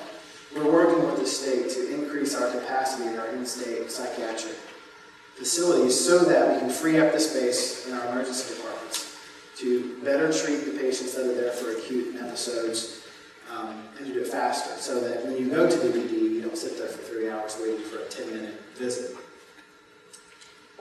The North Carolina General Assembly has been very hesitant to deal with mental health issues because they just don't know how to do it. There aren't many people who do. For at least a decade, they've been kicking the can down the road saying, we've got to deal with mental health, we've got to do it. Well, you know, it's come to the point where we can't really kick it down the road anymore. Our hospitals can't continue at this same level providing this same amount of care based on all the other things that we're dealing with in the Affordable Care Act and with the state regulations. We've got some challenges addressing us now. One of them is we've got to be able to afford health care. Our patients need to know what it's going to cost them so they can make an educated decision. Now, I don't know if Joanne's going to talk about this, but they're starting a fantastic thing here at your hospital to make sure that a patient who knows that they're going to have a procedure done knows ahead of time what that cost is going to be. A lot of our hospitals do that. It really helps. We have the benefit here of having the doctors and everybody in-house that you can get an accurate picture. Some of our urban hospitals, the hospital will give you a picture of what it looks like, but then you get a bill from the surgeon, and you get a bill from the anesthesiology department, and then radiology. So while you thought you knew what it was going to cost, you didn't, because we've got all these different groups working in a hospital. That's the beauty of a hospital, by the way, is we facilitate healthcare. We don't necessarily own anything to make you healthy, but we provide the location for it. It's a little bit different here because you do have a lot of in-house providers that really helps make that whole picture of care very much more realistic before you get a procedure done. The state has mandated that we become more transparent as hospitals, that we provide patients with estimates so they can price shop. That's great. Most of our patients don't come in a week ahead of time to figure out what their procedure is going to be. They come to us on a gurney, an ambulance, straight from the doctor's office. Sometimes their insurance company says, I know there's 3 hospitals in the community, you're going to go to that one no matter what it costs. There's just a lot of things that we are dealing with to become more transparent. We have seen a huge assault on hospitals from Time Magazine, New York Times, Raleigh News and Observer, the Charlotte Observer, based on some anecdotal stories that we have. What we're worried about is when one hospital in Cincinnati does wrong and the Times runs an article on that, or the Newsweek runs an article on that, our General Assembly sees that and says, well, if that's happening in Ohio, certainly it's happening in North Carolina. Well, what we have found out is most of those things we addressed a long time ago. North Carolina Hospital Association started a quality care center several years ago, and we've seen our hospital-acquired infections plummet to 5 2 to 5% of our patients come back to us with a hospital-acquired infection. You're thinking MRSA, you're thinking, I don't know, all those other things. But if you go around your hospital the next time you're in one, you'll see that there's signs, gel in, gel out. You see everybody pushing on the hand sanitizer. You see more mask use. You see that your hospital is doing what it takes to make sure that their patients leave healthier than they came and not leave with just different illnesses. What we're facing now, and I'm going to go ahead and skip the federal stuff because Fred pretty much talked about that, except for one thing. Most of our congressional delegation has no power. In fact, I mean, if you watch the news, nobody in Congress has power anymore these days. They don't make decisions. They can't write a budget. There's just not a whole lot going on in Washington, which will be good. But the state is where we're having a lot of issues. And the reason for that is there's been a massive overturn in the state General Assembly. I'm sure everybody's heard about it. More than half of our representatives are in the first part of their second term or less, which means they're all very, very new. The problem with that is many of them come to us with an expectation that because they've been elected, this is our Senate by the way, because they've been elected, they know everything they need to know. They're not open to learning new things. What we're trying to make sure that they understand is just because you get elected into office does not mean God comes down and automatically gives you thorough knowledge of everything. It means you need to talk to people who know what they're talking about. The first bill that they did, second bill that they did out of several thousand was Medicaid expansion. And by Medicaid expansion, they said, no, we are not going to expand Medicaid. We are not going to have a state-based exchange. We don't care what the ramifications are in the state. We don't care that it's $400 million out of our economy, which is $4.1 billion over 10 years.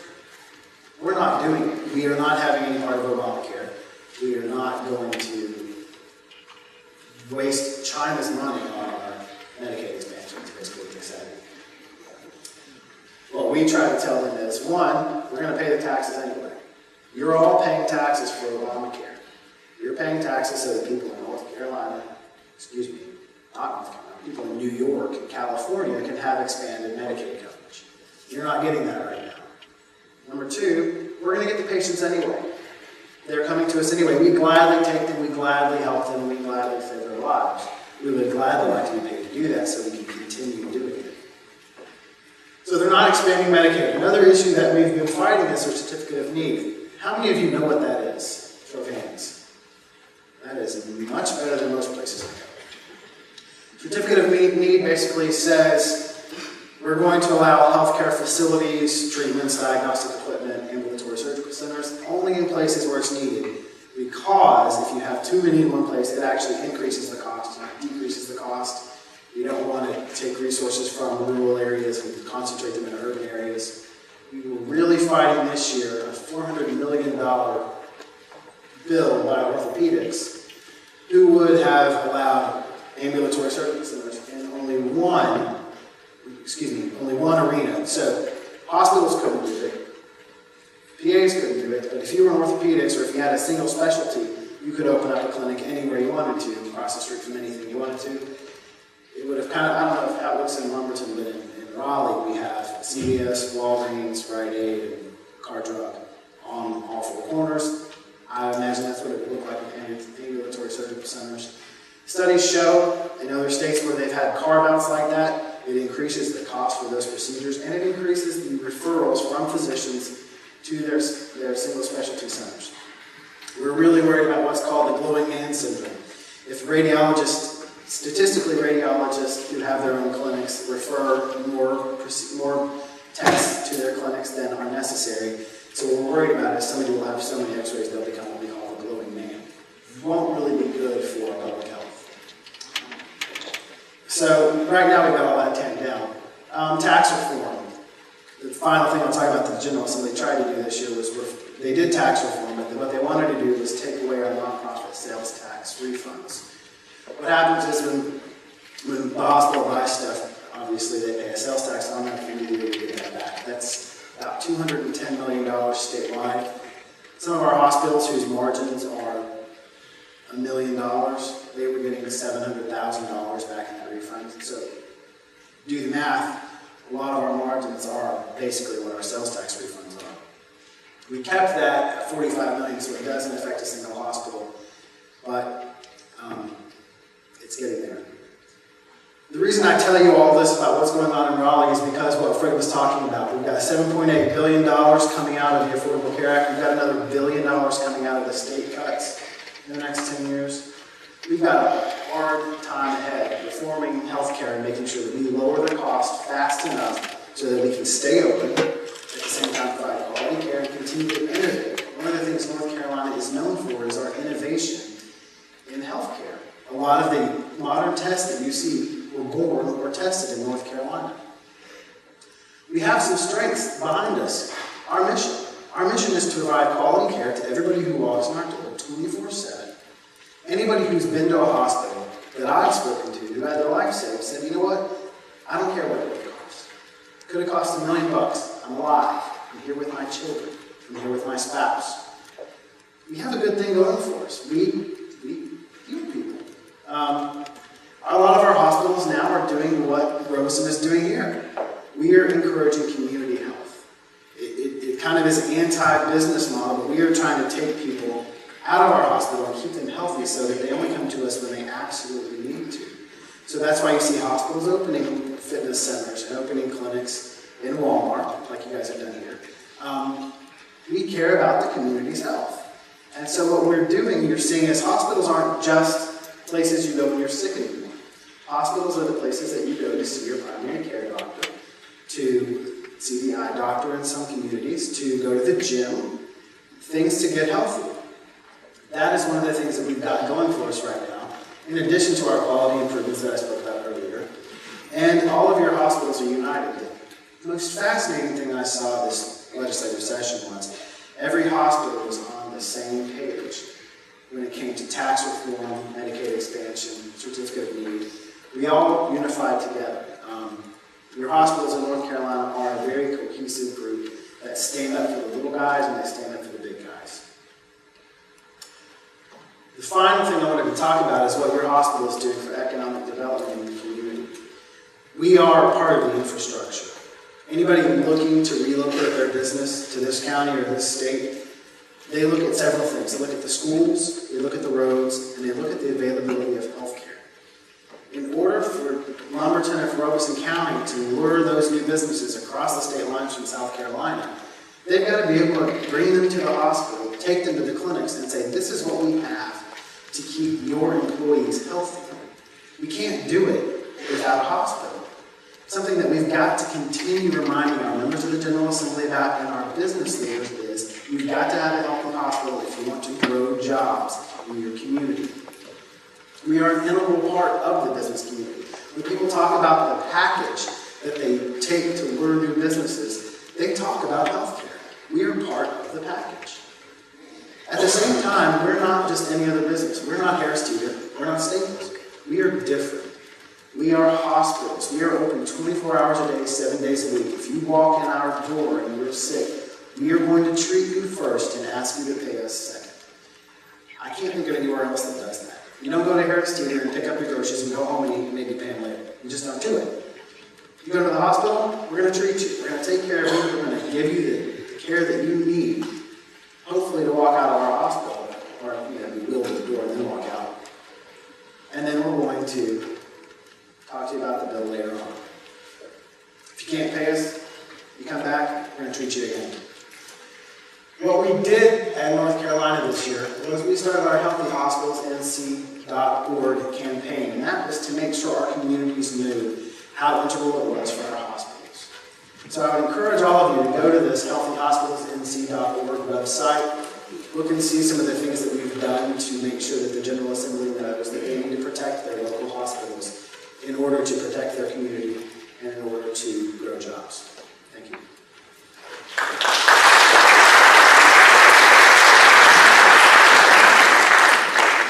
Thank you, Cody. Cody talked to us about the challenges in North Carolina surrounding around Medicaid, around our mental health population. He also talked to us about some items that's in legislature, whether it's having action taken or inactivity on it. things such as Medicaid expansion, which our state chose not to expand, the issues around certificate of need, tax reform, and all about transparency to the community. Next, we're going to ask Joanne Anderson's going to come talk to us about it from a local level and bringing it home to our community. Joanne Anderson joined Southeastern Regional Medical Center as president and CEO in May of 2007. Ms. Anderson attended Eastern Kentucky University in Richmond, Kentucky, where she received her Bachelor of Science degree in nursing. She later received her Master's of Science degree in nursing from Robeson College in Louisville, Kentucky.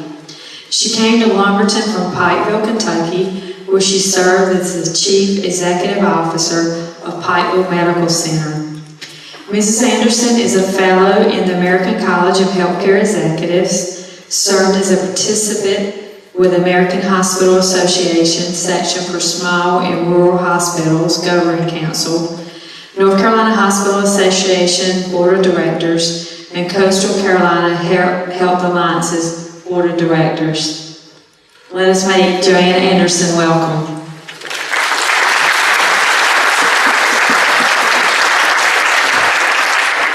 Well, good morning.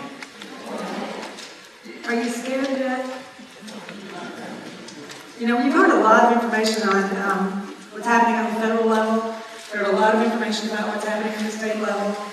And I don't know if you listened real closely to what two gentlemen before me said, but I didn't hear a lot of really happy things in their presentations.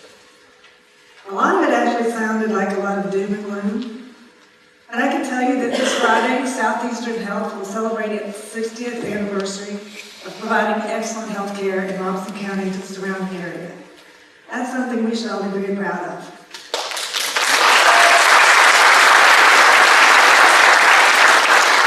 You know, we're not the only providers in this community. There are providers that are sitting in this auditorium today. There are providers in this community that have been providing care to this community for a number of years as well.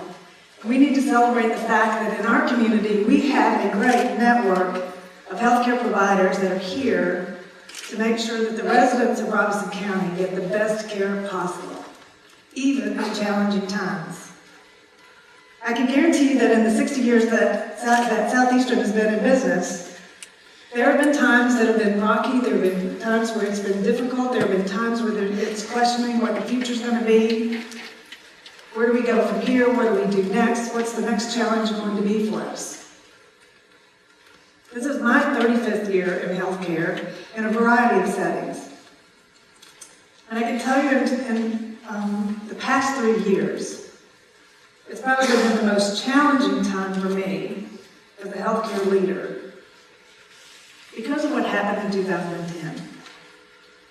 When the Affordable Care Act was passed in 2010, it changed healthcare. Now, I've gone through other changes that have been on the federal and the state level in the past, and that's impacted certain portions of how we deliver care or how we're paid for care. Because I believe the Affordable Care Act is more about how we get paid than what we do. What we do with what we get paid is left up to us. In the past, when we've been faced with challenges in changing reimbursement models, it's been usually in one segment of the population that we care for, or maybe in one area of the service that we provide. But what the Affordable Care Act said is that you're not going to just deal with just one component of health care and the cost associated with that. You're going to deal with healthcare across the continuum.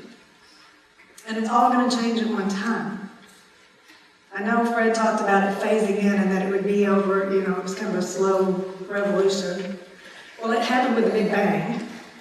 As soon as that bill was signed, the world of healthcare was turned upside down. Not just for us, but for hospitals and healthcare providers all across the United States. What that bill said to us is you have a mandate to change how you're delivering health care. And you've got to help us as a nation change the cost curve for providing that care. But it also went on to say that you don't do that in a vacuum. That you have to find ways to work with other people to make that happen. You cannot do it alone. You can no longer be in your silo. You can no longer just focus on your portion of the healthcare system. You have to work with your entire community. And you hospitals are mandated to improve the health of your community. And we're not going to tell you how to do that. That's your job. We're just going to tell you we're no longer going to pay you for the way you've been delivering care in the past or the way you've been interacting with your community in the past. Now it's left up to you to decide how you are going to change the dynamics of health in your community. Since March of 2010, Southeastern Health, and I can guarantee you every other provider sitting in this room and those that are out in the community taking care of patients today, have been thinking about what that means to them. We're here today to talk about what does it mean to you.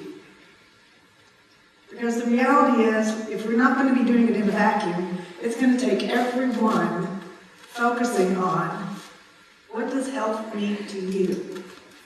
What does the cost or the price of health care mean to you? You heard references to out-of-pocket expenses, having skin in the game. That's happening to every one of us because we are all consumers of health care. And it is everyone's responsibility to get in the game and understand what it might mean to you. What does that 2,000-page document mean to you and to me personally? How is it changing for me? How is it changing for you? The bigger picture in terms of how the system works from across the continuum is left up to the health system. It's left up to those of us that work in healthcare every day to determine how we're going to partner and collaborate and make sure that everybody is getting standardized best care across the continuum, and then we have excellent outcomes. But how do we, as individuals, interact with that system? To start today, I want to talk about what does our community look like? Because one of the things that we have to do as a community is understand what are some of the challenges we face in Robeson County. There are some things I'm going to say to you today that you're going to go, well, I knew that. We've been like that forever. That's Robeson County. But I'm here today to challenge you that we have to get beyond that statement of that's Robeson County to the point where we say that's Robeson County and here's what we're going to do about it as a community. Not as that's somebody else's problem or somebody else is going to fix that for us. That's our problem. This is a community issue. Health in this community is a personal and a community issue. Regardless of who we are, what our job is, or what our stake in life might be. We are all responsible for taking on this challenge. So let's start out by just looking and getting a picture of our community. What does it look like from a healthcare perspective? If you look at the health factors in our community, these are things that we in healthcare look at every day, but we're also ranked. These are statistics that rank us as a county in relationship to these factors. Health outcomes, there are 100 counties in North Carolina. In Robeson County, we rank 97th. I can tell you that's not something I want to go out and brag about. But for health outcomes right now, we are 97th. I can tell you that 2 years ago, we were 99th. So I am going to brag about the fact that we've improved. We're now at 97. Can we get to 95? Can we get to 90? The Affordable Care Act says that we have to be focused on those outcomes. So that's healthcare's responsibility. How do we get to the outcomes that we're expecting across the continuum and then the cost curve at the same time? Health behaviors. Can you see that number? There are how many counties in North Carolina? 100. We rank number 100. Now, I'm responsible for my personal health behavior, but so are you. We all have skin in that game, and we all have the ability to change that. We invited the community to be here today because I believe everybody in the community has to understand that this is a community issue, and there's nobody going to come in and change that for us but us. From the standpoint of how do we engage our community in a discussion about healthy behaviors, we all have a stake in the game. It's very hard to get better health outcomes if we start with an unhealthy population. If we improve the health of the community and the population in that community, our outcomes will get better. We can have excellent providers in this community and have great services provided, but if we have an unhealthy population to start with, it makes our job much more difficult to do. It also costs a lot more. So when you put that business equation in there, it's much more expensive for us to provide health care and get great outcomes to an unhealthy population. Every one of us have a responsibility for that health behaviors, and we can't just say that's Robeson County, because there are lots of opportunities in our community where we can make personal differences in our behaviors without having something big and special and urban to do it in. We can't make an excuse for that because we're in Robeson County. Clinical care, we rank 99th out of 100. That one is a little difficult for me to understand, to wrap my arms around, because I believe I would put up the clinical care that we provide in this community against anybody's. But in the healthcare arena, we have a challenge to make a difference in that as well.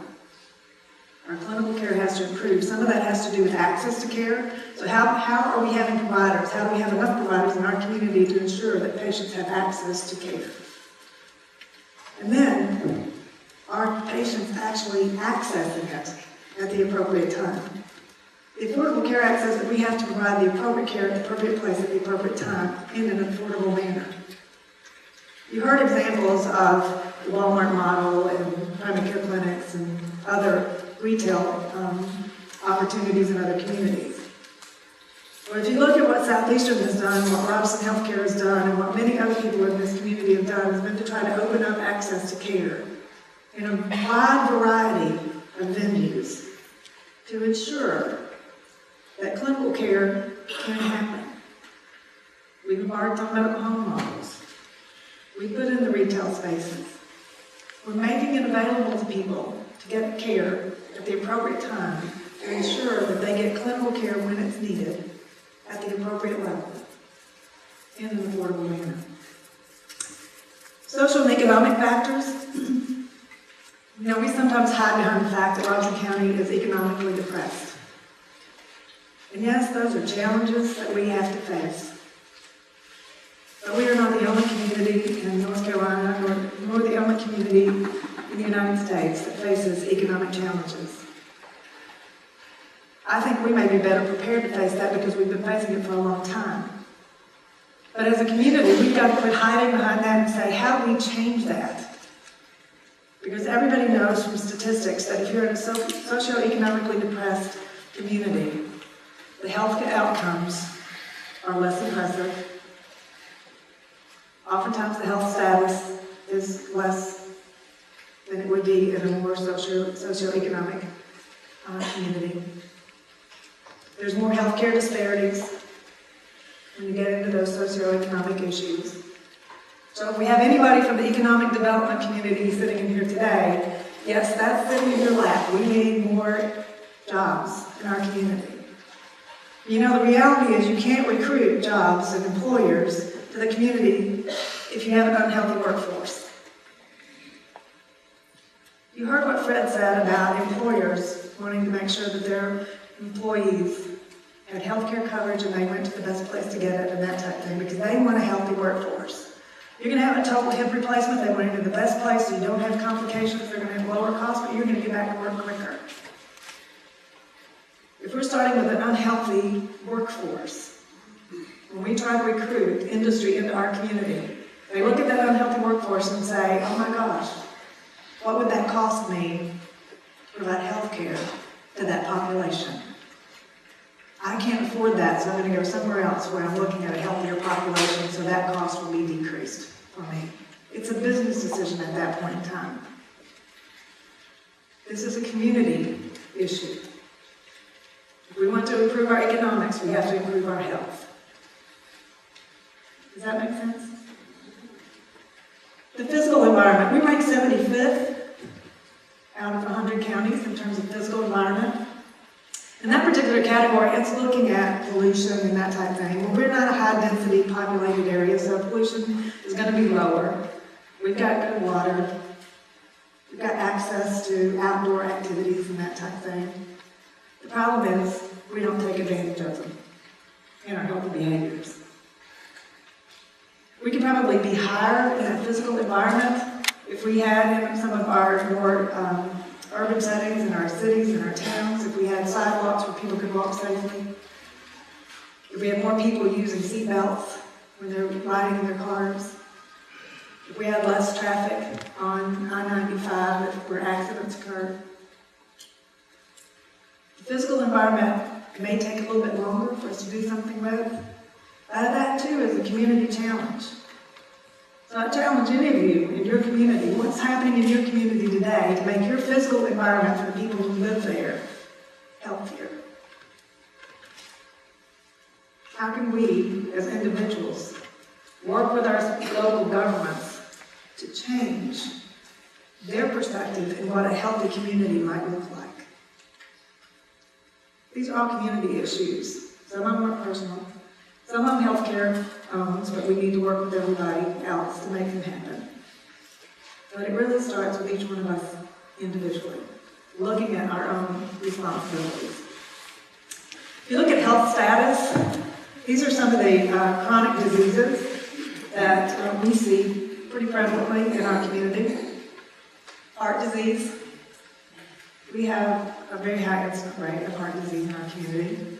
I'll show you a slide in just a minute that shows the impact of the Heart Center being in this community on the death rate related to heart disease. It's very impressive. But heart disease. Right now, we have 227 per 100,000 in the age-adjusted death rate. North Carolina has 179, so we're above the state average. And there's a theme here. If you look down that column for Robeson County as it compares to North Carolina, we are above the state average in every category. Now, many of these you can relate back to that previous slide. When you talk about healthy behaviors, we still have a population that smokes. There's a high incident rate of smoking in our community. We lead a sedentary lifestyle. Our diets are high in fat content and sodium content and those types of diets.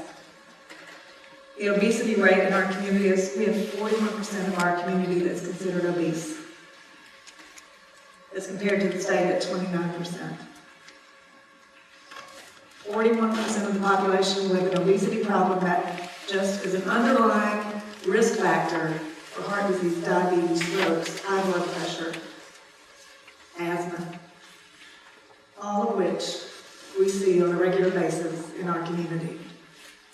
This slide alone tells you that we're starting with an unhealthy workforce. We're starting with an unhealthy population. The cost of health care is going to be higher for this population than it is the state of North Carolina as a whole. This is a community issue, not just a healthcare issue. From an economic perspective, many of you probably already know this, we're a diverse community. Our median household income is a little bit over $30,000, with the state average at about $44,000. So when you look at the number of people who might be eligible for Medicaid, 31% of our population would be eligible for Medicaid, as compared to the state average of 17%. And when you look at that, just those statistics alone, and you take into account what Fred and Cody talked about in terms of Medicaid expansion, and North Carolina's decision not to expand Medicaid, that's a huge impact, negative impact to our community. Because it probably prevents people from getting access to care because they can't afford it out of pocket. So if they have a chronic illness, it will probably go unchecked, out of control in many cases, because they don't access care.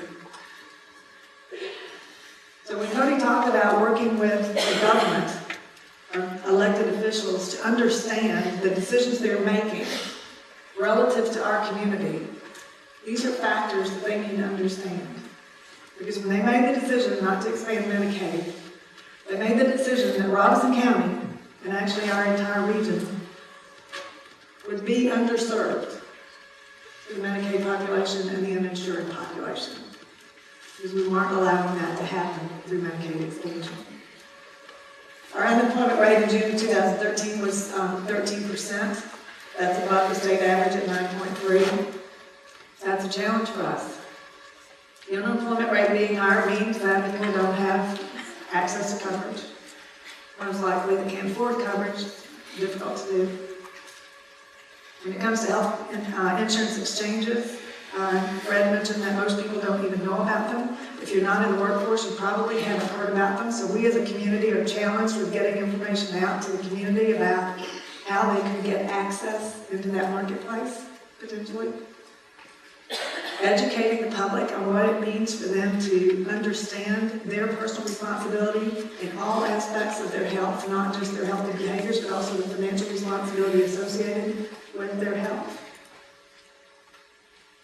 As a community, we've got that challenge. You cannot expect, or we cannot expect, one entity in the community to be responsible for all the education. Today's summit was really to invite the community in to hear the basis of where we believe the community needs to go and to solicit the support. I would love to have every one of these seats filled. I hope we have thousands of people on the internet watching us today. But the reality is our challenge is getting the people to understand that they need to be asking the questions. And that health in our community is important to each one of us. And it can help bring us out of some of the holes that we believe we are in. But only if we understand that we have a responsibility to engaging in that conversation. And then that we have an interest in engaging in that conversation. When I look across the auditorium this morning, I see a lot of people that are in healthcare. You have an interest. You've signed up for it, just by virtue of being in healthcare. We have members of the board from Southeastern. They have an interest in healthcare. They volunteer their time to ensure that the hospital and its affiliated entities are here in this community to serve. But everybody needs to be working together to ensure that we have the highest level of understanding, awareness, and engagement as it relates to health as we possibly can in this community. That's the only way we're going to come out of the hole that we're in today. If you look at our migration, when you talk about economics, I think Fred or Cody once said that for every job created in healthcare, 2 more jobs are created. Jobs are created in healthcare through volume. If there are patients there to serve, we will create a job to serve those patients. I put this slide in here to get us to understand that the economic impact for the health of our community can also be dependent on the healthcare in our community. Because it's not just the job that the hospital might create that would create 2 more jobs. It's the jobs that Robeson Healthcare might create, or that a private clinic might create. Any of those that are creating a job will generate and spin off other jobs by virtue of them being in the community. But they can only be in the community if the community supports them by accessing their services locally. We provide great care. But if you look at the out-migration in behavioral health, we pretty much capture that market. You heard Cody talk about behavioral health in North Carolina and that there are not enough providers and there's not a really good coordinated system for behavioral health. And many times in our community, behavioral health stays right where it is. They're not very mobile or movable, so they stay in the community. But when you look at the other services where there may be choices to be made, from a cardiovascular perspective, 36% of the people who had heart problems last year, 36% of people from Robeson County that were admitted to a hospital for cardiac reasons went somewhere else. Imagine how many jobs could have been provided if that 36% or even half of it had stayed locally. I can tell you the outcomes for our heart program are excellent. So I don't know why people would choose to go elsewhere, but they do. But just from an economic impact, that's huge. Maternal child, 35% of the women who delivered last year from Robeson County delivered somewhere outside of Robeson County. Now, I understand there are complicated deliveries and things like that, and there are some issues, particularly when you start with some underlying health issues. You have an unhealthy mother, they're more high risk, so sometimes those need to be delivered somewhere else. But 35% of the ladies who delivered from our county delivered somewhere else.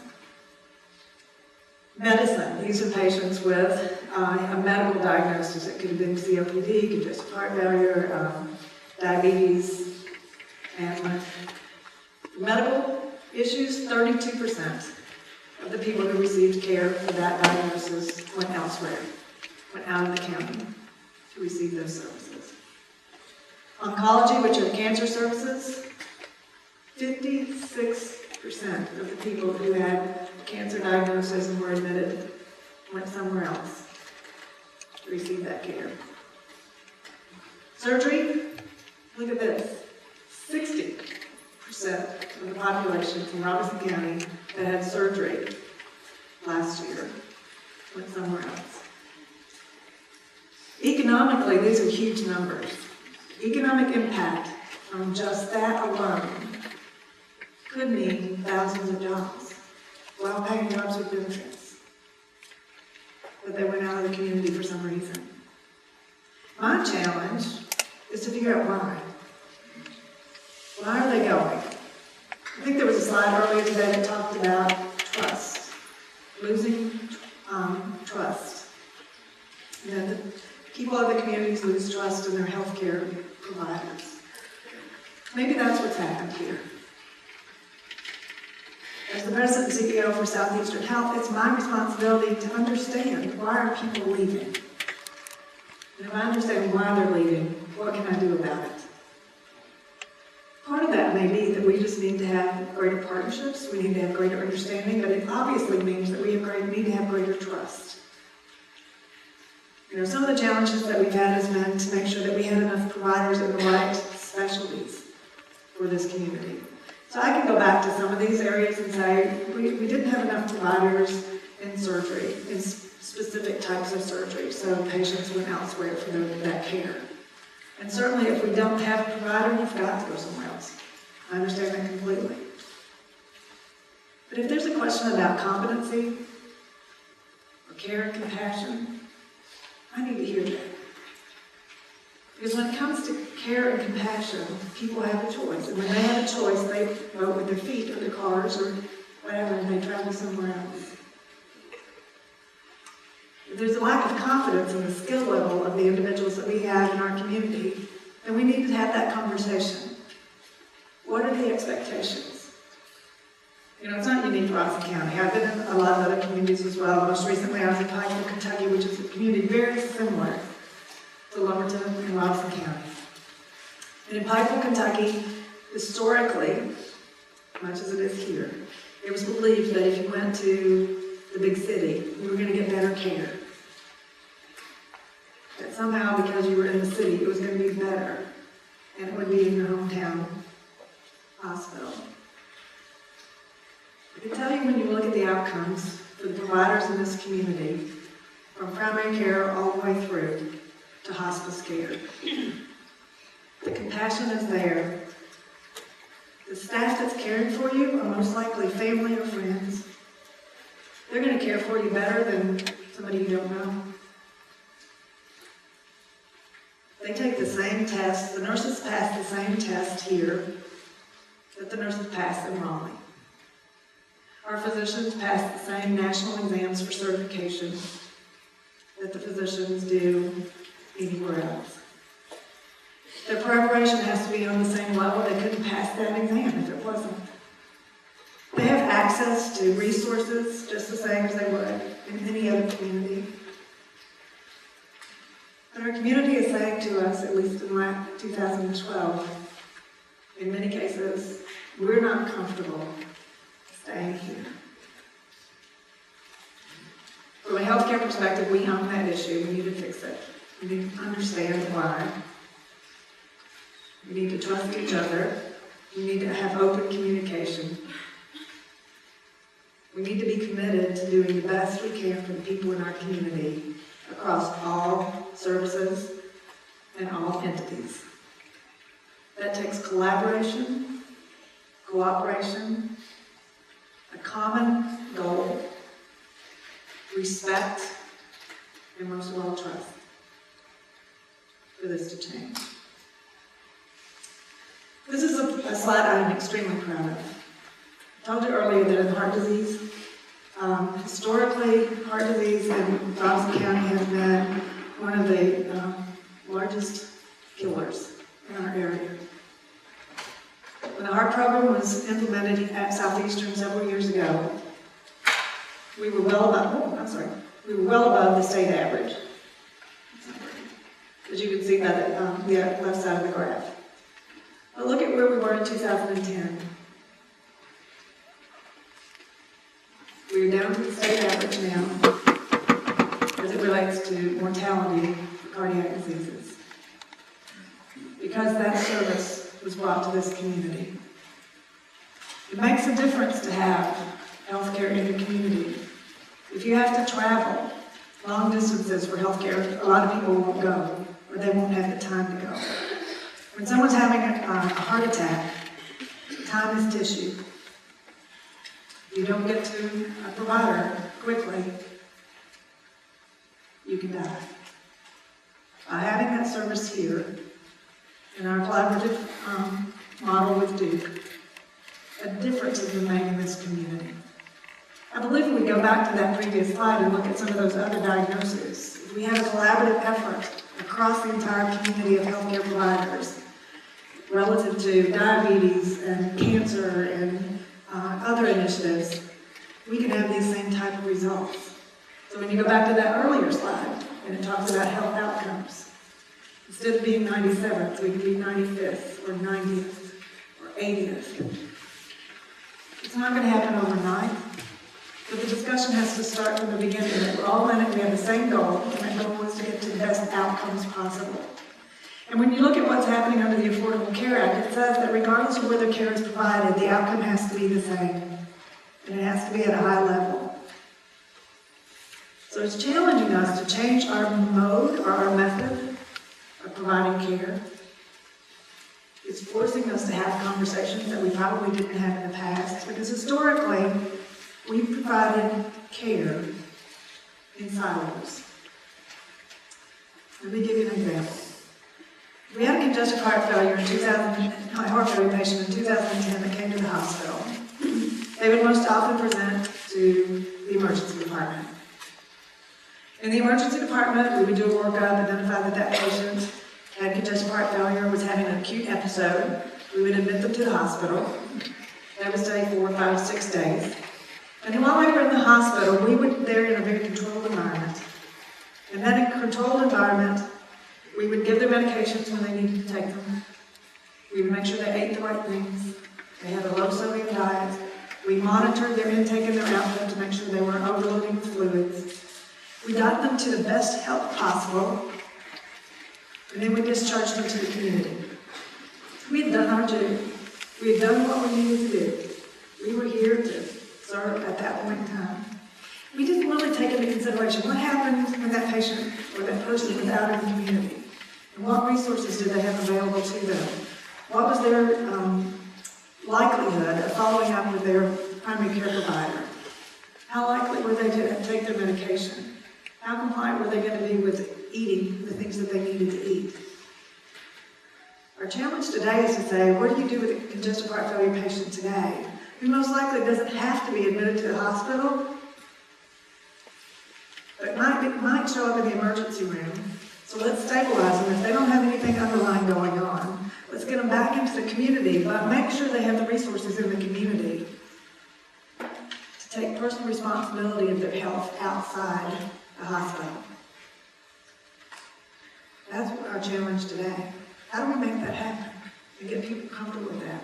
And how do we internally in the hospital ask those questions so that we understand the environment that person lives in when they're not with us? Because the reality is they only need to be with us for a short period of time. If we keep them for a long time, there's something wrong. We need them back out into the community, interacting with their churches, interacting with their family, caring for themselves. That's what the Affordable Care Act says that we should be doing. We know that we've made a difference in heart disease. Our challenge today is how do we make a difference in all these other diagnoses that are on the other side. You know, one of the things that we've got to have is access to care. We have providers all across Robeson County. And actually for Southeastern Health, we actually have primary care providers in 4 counties. But for us going into the future, when you heard Fred say in Washington, D.C., it takes you 60 days to get into a primary care provider, what does that say to you? What it says to me is that there aren't enough primary care providers. Because to wait 60 days, in many cases, is way too long. If you need to see a provider, if you can't get into that provider, if you're sick, you can't get into that provider, where are you going to go? The emergency room, or an urgent care, or today it may be Walmart. But if you have a chronic illness, you need to be monitored and cared for on a regular basis. We shouldn't allow our patient population or our people in our community to get to the point where they have to show up in the emergency room to receive care because they didn't have access out in the community. So Southeastern Health is embarking on a new and exciting time. In 2015, July 2015 to be exact, we will become a teaching facility, a teaching organization. We've joined Campbell University School of Osteopathic Medicine in the development of that program, and are proud participants of that program. In July 2015, we expect to have 50 students in our community training to be doctors. In 2016, we'll add another 50 students to that. We're also going to have residents training in our community, with the hope and expectation that when those residents finish their training program, they will stay locally to make sure that we have access to high-quality providers in the primary care field. Dr. Robert Hastings, sitting down in the second row, he's heading up that program for us. He's working now collaboratively between Campbell University and Southeastern to ensure that we have the best program possible. Now, Campbell took 162 students 2 weeks ago into their first class. Of that 162 students, Robert Hasty has the responsibility of finding the 50 best and bringing them to Robeson County. And then we as a community have the responsibility of nurturing those 50 and the 50 that follow and the 50 that follow and the 50 that follow. Nurturing them to become the best they can be. Getting them to fall in love with our community. And they want to stay here and be a part of what the future is going to be. If you look at this slide, it'll create over 100 physician trainee jobs. Do we have any other industry that's bringing in 100 jobs for this community right now? Not that I'm aware of. And one that's going to continue to generate that many on an annual basis? Not that I'm aware of. It's an economic impact. Well, what's it going to do to the quality? Quality of the care in this community, I think, will be elevated. When you have students and residents in your community, they're going to be asking lots and lots of questions. We have to know the answers, so they better be right, because we're training the doctors of the future. So the expectation is that we are all going to elevate our knowledge base to be able to train them. We will have physicians want to be in this community so they can be a part of that training program. We already have had some that have expressed interest in coming to be a part of the medical community here so that they can be faculty through Campbell University. That's a game changer for us. Now, that doesn't mean that those students and those residents are going to stay with Southeastern. They may be with Robeson Healthcare. They may go into private practice. They may end up in Scotland or Columbus County or Bladen County. And if they do, we've accomplished what I think we need to be doing. If they stay with Southeastern, that's great. The goal of this program is actually to make sure that we have access to providers in an area of North Carolina that's very difficult to recruit to. For us, it's a challenge. It goes back to When you look at the socioeconomic status of our community, that in and of itself becomes a challenge. When you look at the offerings in our community in terms of restaurants and other activities, sometimes that's a challenge. When I first moved here, actually the day that I was going to be announced as the next CEO for Southeastern, I was in a local establishment, getting my nails done. How vain is that? I was getting my nails done. And the nail tech that was taking care of me that day asked me if I was just traveling through. Because we're a bedroom community for travelers, right? I said, no, actually, I'm moving here. And you know what the next thing out of that mouth was? Why would you move here? And the next thing out of my mouth was, why do you live here? We all live here. This is our community. We have a responsibility for making it the best it can be. Our attitude is what changes and what will change what these students see and what they want to be a part of. And for us to feel like we're something less than Raleigh or Charlotte or Winston-Salem, if we feel that, they're going to feel it. This is a community initiative. It's not just a Southeastern. We're the catalyst, we're the facilitator, the convener, or whatever you want to call us. But this is a community initiative. We want these people to stay here, to be a part of our community. We want their children in our schools. We want them to go to the grocery stores here. We want them to go to the restaurants and the theaters and churches. This can be a game changer for us. But again, it's one of those things that takes the community, you know, that old adage, it takes a village to raise a child. It takes a community to commit to a successful program like this. So I invite you today to be a part of it. I'm excited about it. I know the difference that it can make. And I can't wait for 6, 7, 8 years down the road when we can see these young people out in our community taking care of us. They better be the best because they're going to take care of me. And we want them to be the best. Because our community deserves it just as much as anybody else's.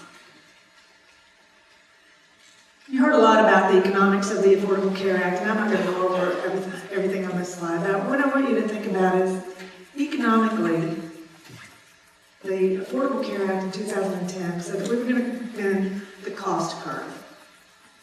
That cost curve says that the consumption of health care today is too expensive for the United States to afford, and that we have to change that. But by changing it, we have to change the way people view health. We have to work with the federal government to ensure that it works for us. We have to work with the state government to ensure it works for us, because 75% of our population today is covered under one of those plans. 75%. Economically right now, your hospital, Southeastern Health, that system, is challenged.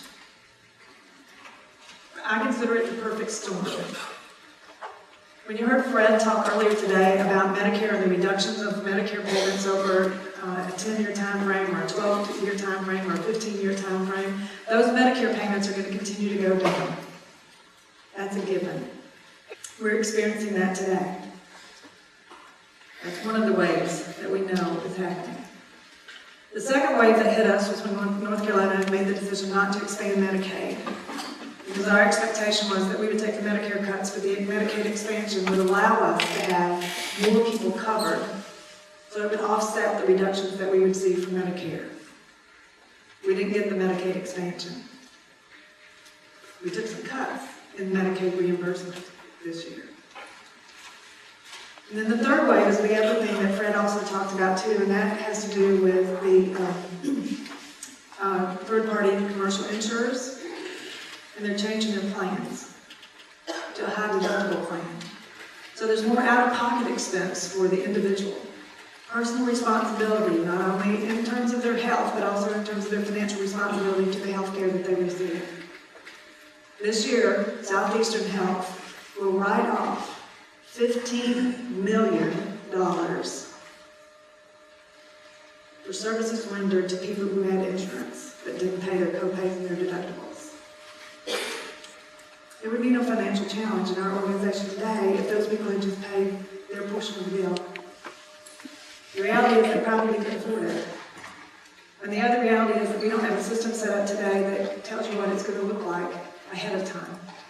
Cody mentioned it. We're going to be implementing a system where we let you know ahead of time if you're going to have a service, the estimated cost out of pocket to you. So that as an individual, you can be informed about your health care, not just from the standpoint of what service you're going to receive, but what is the cost?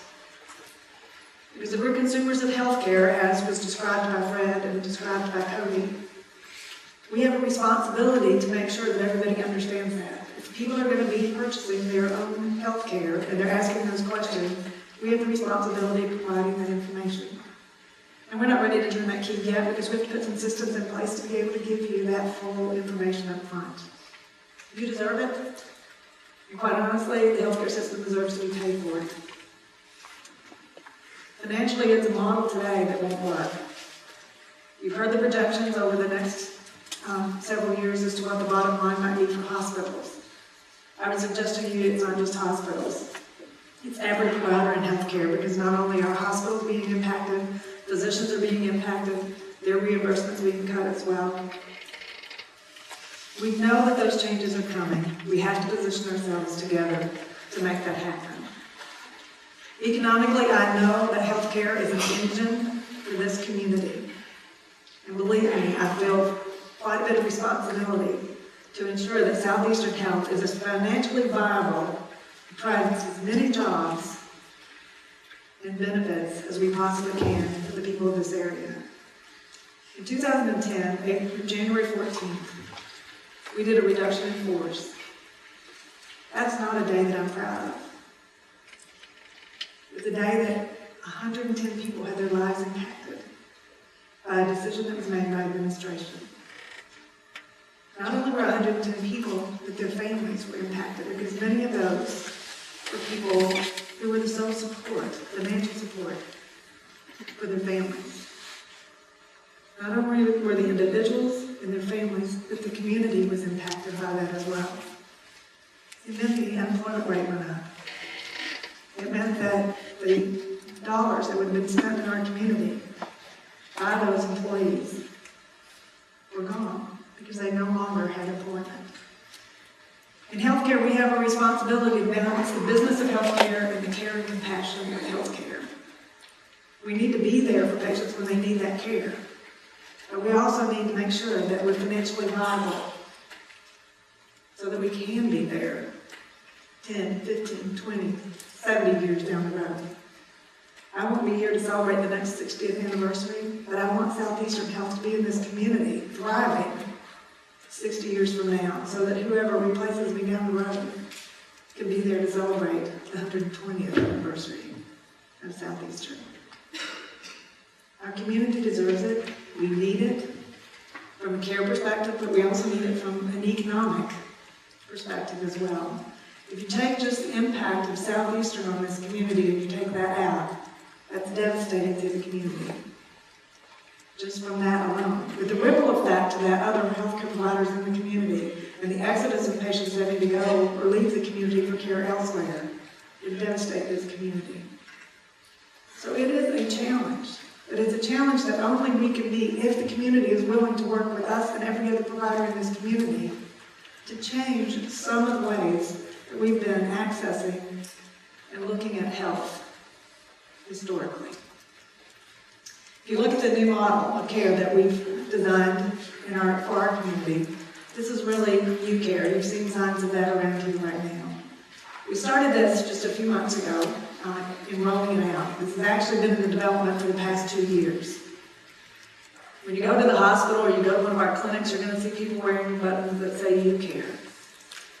You Care is a new delivery model, and it's taking that inpatient model going to the outpatient. It's saying that we're committed to making sure that you have the right care at the right time, in the right place, in an affordable manner. But it's also saying that you have a responsibility your care. That I have a responsibility for my care. That under this new healthcare reform, we're all in it together. And what we in the hospital used to see as a systems-oriented model, where we wanted to pay attention to the systems that we were operating in that controlled environment, now becomes a patient-centered model, where we understand that patient in their situation to the fullest extent possible, so that we can best prepare them for what they're going to face outside our care. Because they're not going to be with us all the time. They're not going to be in our doctor's offices all the time. They're not going to be in a private physician's office all the time. Most of the time, they're going to be out in the community. They're going to be interacting with their family. They're going to be at church. They're going to be going to civic activities. Our job is to make sure we understand what they do when they're not with us. And how is that impacting their likelihood of having a healthy life for a long time? And how do we prepare them for that? The collaboration and the communication that needs to occur between providers is enormous. Because we need to get to the point where as providers, we're able to standardize the care, the education, the information that's being shared across all providers and not just in single silos. We can't stand alone. Regardless if we're in home health or long-term care or hospice care or hospital care or primary care, the message that the patient and their family receives needs to be the exact same message so that it's not confusing. The emphasis on the things that they need to be doing to remain healthy and to control their chronic illness should be consistent. It should be a common language. That's different for us. That's not the way we've been operating in the past. But the Affordable Care Act in 2010 said, we've got to change. We are being a catalyst for that change. But we can't be the only people in that equation. For this model to work, it requires the entire community to step up and say, tell me what that means. Help me understand what UCare is. Help me understand what I can do for myself. Help me understand what I can do for the people around me and the influence that I can have over them. You'll hear more about that if you interact with Southeastern in particular. You're going to hear more and more about UCare. You'll see it in the newspapers. You'll see it in the physician's offices. You'll see it at the fitness center. Because wherever you interact with us, we want to understand you and want you to understand us, and we want it to be a collaborative partnership in how we're going to work together to improve the health of our community. Better Health starting with you. In January of 2013, we changed our name from Southeastern Regional Medical Center as an entity to Southeastern Health. For a couple of reasons. One was to reflect the scope of the services that we provide, but also, and probably more importantly, was to put the emphasis on health. With the tagline, Better Health starting with you. That's really where UCare came from. The you in this statement is you, it's me, it's us collectively. It could be your civic group, it could be your church group, it could be your company, it could be your community if you're an elected official. You have a responsibility in this equation. My challenge to you today, and what I hope for you all that we'll be doing in breakout sessions today, is discuss how you personally are going to accept responsibility for your health. How are you personally going to accept some responsibility for influencing the people in your sphere of influence? What message are you going to take back?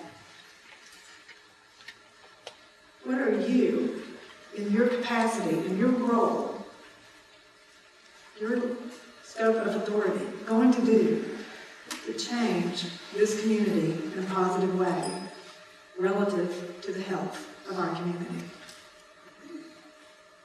If you look on this page, this is all the healthcare providers. It includes elected officials. It includes the faith-based community. You might think, what's the faith-based community have to do with health? You know, the Campbell University in the osteopathic model is mind, body, and spirit. You approach it from a holistic perspective. I believe for us to be successful in our transition from a systems-based model to a patient-centered model, we have to approach our care delivery system that same way. Mind, body, and spirit. I think the faith-based community probably has a greater impact and influence on the people in our community and the behaviors than anybody else. They're a force in the community that can make a change. As an employer, if you're out there as an employer today, what influence do you have when you make a decision in your company relative to healthy behaviors? Better yet, what example do you set? My challenge to those at Southeastern is that we should set the bar really high in terms of examples for healthy behaviors, healthy living, healthy outcomes. But I can tell you today, we're not doing a very good job of that. Because the statistics you saw relative to heart disease and diabetes and obesity and everything is reflective of our employee base today. But that needs to change. It has to start with me, and then it has to be cascaded throughout the entire organization. If we are better health, starting with you, and we don't set the example, is anybody going to follow? It's not do as I say, not as I do. It should be do as I do, because it's the right thing.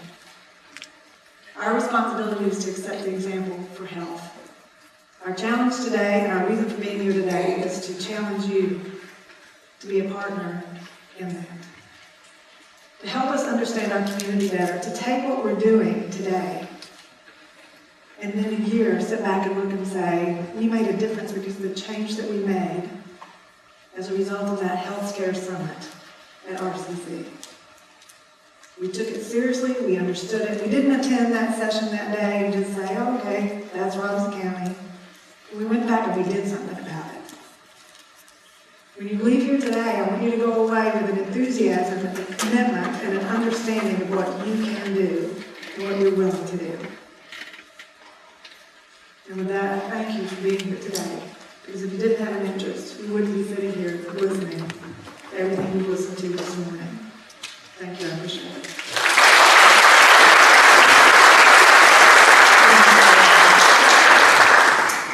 We've heard the landscape on the Affordable Care Act from the nation to the local level. Now is your opportunity to ask some questions of the experts. So we're going to ask our presenters to come back up to the stage for a panelist discussion. In addition to our presenter, we have two additional folks that will be joining us. We have Dr. Thomas Maynard, which assumed the role of the Deputy CEO of Robeson Healthcare in May 2012 after serving as Vice President and Chief Operating Officer since 2007 and the Chief of Strategic Planning and Corporate Development since 2005.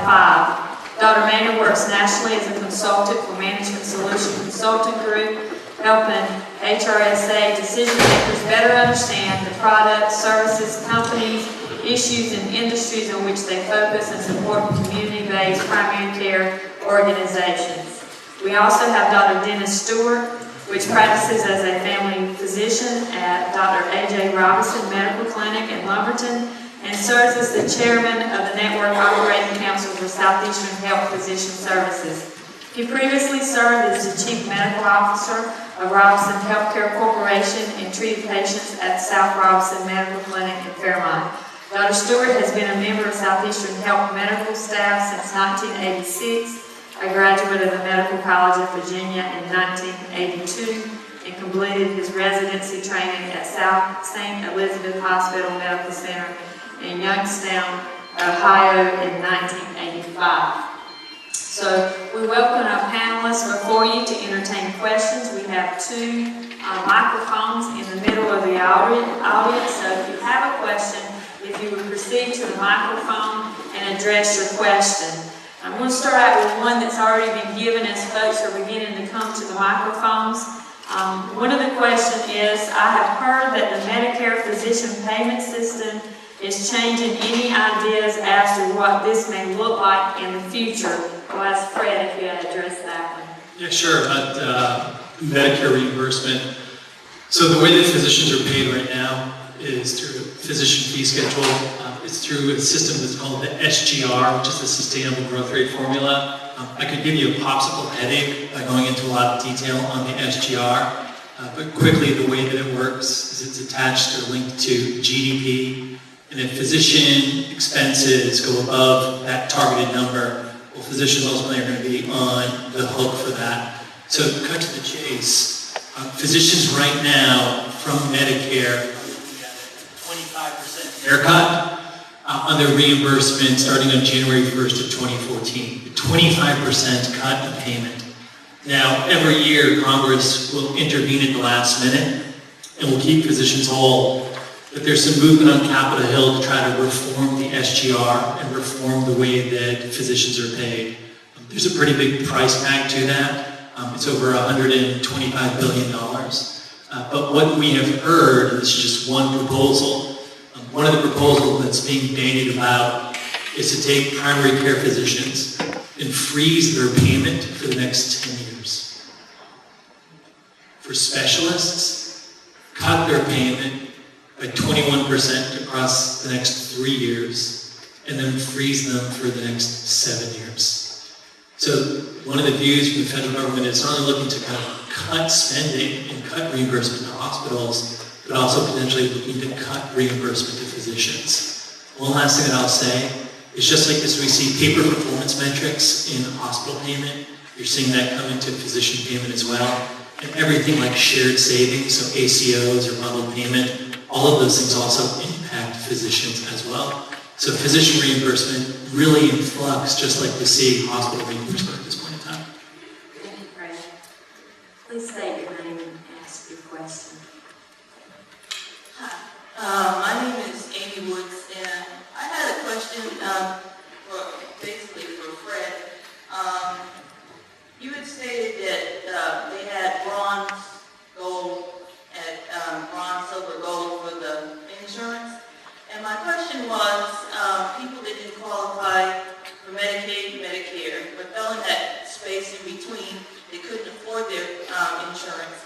What is going to happen when they are down here in bronze and they have a procedure that falls under gold? Does that end up being in the pool for charity care, increasing charity care, and raising the funding that the hospitals are going to have to pick up, and turn around, and the result is that the hospitals are going to be dealing out more money to pay for medical procedures that should have been picked up by another program, while Medicaid is going and Medicare is going down and not picking up these extra procedures. So that fund is going to have to be rolled over to the hospitals? So first, thanks for coming up to the mic and asking a question. I usually take silence as enthusiastic agreement for everything that we're saying. So I really appreciate your bravery here to asking a question. So let's parse what you're asking. So when you're talking about, we'll start with the exchanges. So as an individual, I'm not getting insurance at work. I'm not eligible for Medicare because I'm not 65. I'm not eligible for Medicaid because, say, I make too much money. I go onto those exchanges and I make a choice. And so I make a choice with the plan that I want to purchase. So let's stay with the bronze plan because we think a lot of people will be buying those bronze or silver plans. So the bronze and the silver plans, you'll be paying premiums monthly on those plans. Some of those premiums will be coming from you, of course, but if you're eligible, the federal government will be providing you with a subsidy to help offset the costs of those premiums. The big difference is when you're going to the hospital to have a procedure done, you're not going to be turned away if you're on a bronze plan or a silver plan or a gold plan or even a platinum plan. The big difference is going to be what is your out-of-pocket going to be. So if you listen to what was said earlier about you had here at Southeastern, it sounded like $15 million of uncollected monies coming from insured individuals. I think that's going to potentially continue, where people will have coverage, they'll still be able to have those procedures done. But the difference is if they're signing up for a bronze plan, they're going to have more out-of-pocket costs that they're going to have to pay to the hospital, as opposed to somebody, let's say, who would be in a gold plan or a platinum plan. So I think the struggle for a consumer would be, do I have enough money to cover those out-of-pocket costs? From a hospital perspective or a physician perspective, it's a revenue cycle problem. How do we collect these monies from those individuals? And I think when the exchanges were rolled out, people just thought, well, we're going to get paid for this care. I think the question is, how do we collect for this care from those individuals if they skinny down their costs to a bronze plan or to a silver plan? Thanks for your question. I had some more, my mind. One of the other questions that I had was about Walmart and their specialty places.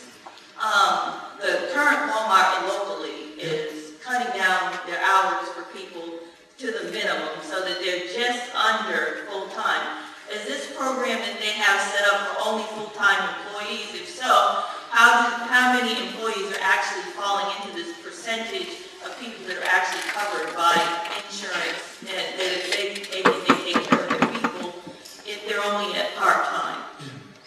So I'm assuming that's what you're asking me. So I will. Whoever wants to. So let me start with this. The first part of your question, 30 hours is really important for employers. The Affordable Care Act defined full employment at 30 hours. And I'm sure as you saw this summer, that the federal government delayed implementation of the employer mandate. So if I'm an employer and I have more than 50 employees, I don't have to provide insurance for 2014, and I won't be penalized for that. That being said, a full-time employee is somebody who's working more than 30 hours. And you have seen employers get a little bit creative by pushing people to part-time status or flex-time status so that they're staying under those 30 hours so that they would not have to pay a penalty to the Treasury Department, to the federal government. Now with Walmart, the plan that we're talking about there for Walmart is going to be people that are just fully insured by the Walmart, fully insured by the corporation. The number that we've seen for that plan that I talked about is going to be covering roughly 1 million people. So 1 million Walmart employees and their dependents. My guess would be that Walmart has more than that in terms of kind of the employee base, but that's just going to be reserved for individuals that are getting full insurance from Walmart, the employer. Those individuals are going to be pushed off to part-time status, where Walmart's not offering them insurance at this point in time. And before I go, I had one for, I believe it was Cody, who had discussed it, with the mental health reform. I have 2 disabled children, and I deal with people in the mental health field. And what I have found is part of the problem that is impacting funding for Medicaid and then programs for services is coming out of unscrupulous people that are in the medical field that are finding creative ways to get funding from Medicaid. And it's affecting, it's causing, this is probably 1% or less is causing a backlash on other programs. And these people also they're manipulating services to require drugs, which I believe is part of the problem is Medicaid itself, requesting that people have to be on medication to receive services for mental health issues. Not all mental health issues are treatable medically, some of them are therapeutic. And to require drugs for payment, I don't agree with. To flip a diagnosis so that it requires drugs for payment, I don't agree with that either. I agree with you. First of all, I applaud you for your bravery, and I don't know how you do it with 2 kids. It's great, admirable. When I was on staff at the General Assembly, we established a Medicaid fraud initiative to save millions of dollars for the Medicaid program so that we could address situations like that. The Medicaid program is finding about $15 million a year in fraud and in waste, and they're prosecuting that heavily. I've got a friend at the AG's office who works in that department, and they've got a huge caseload of providers that do game the system to get more of those Medicaid right. We're seeing that a lot of services for people who really need them are being limited or eliminated because of the abuse of other providers, and it really is that 1% that is impacting the entire community. Okay, thank you. Before I leave, I would like to sit down with Joan Anderson later on after. Okay. Thank you. Thank you. I would like to address the issue that was brought up about the Walmart clinic. Just to let you know, the Walmart clinic locally is actually a part of Southeastern Health. We run that clinic in collaboration with the Walmart entity. In terms of the hours being cut, it has nothing to do with benefit coverage or anything like that. It really has to do with volume. We're going through a seasonal lull right now, so in terms of being able to keep it open from an affordable perspective, we do have to flex staff from time to time, so it is requiring us to flex some of the staff, which puts them below a 40-hour work week, which would not affect their benefit coverage if they're hired as a full-time person, even though their time may be cut for a temporary period of time. It does not change the benefit structure. Dr. Maynard, can you elaborate a little bit more on the health exchange here in Robeson County and what the community can expect? At Robeson Health here, can you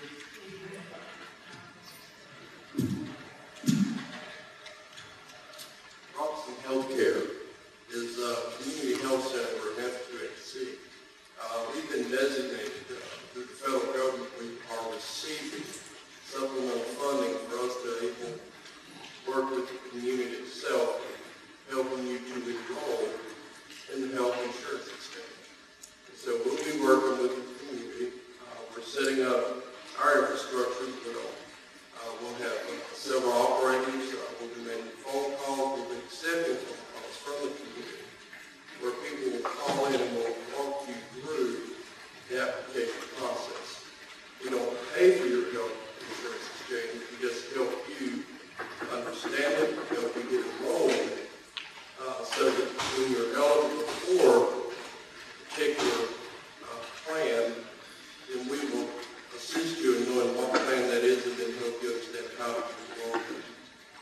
We're doing this not just for Robeson County, but we're in Scotland County, Columbus County, Robeson, Hope, and Montgomery County.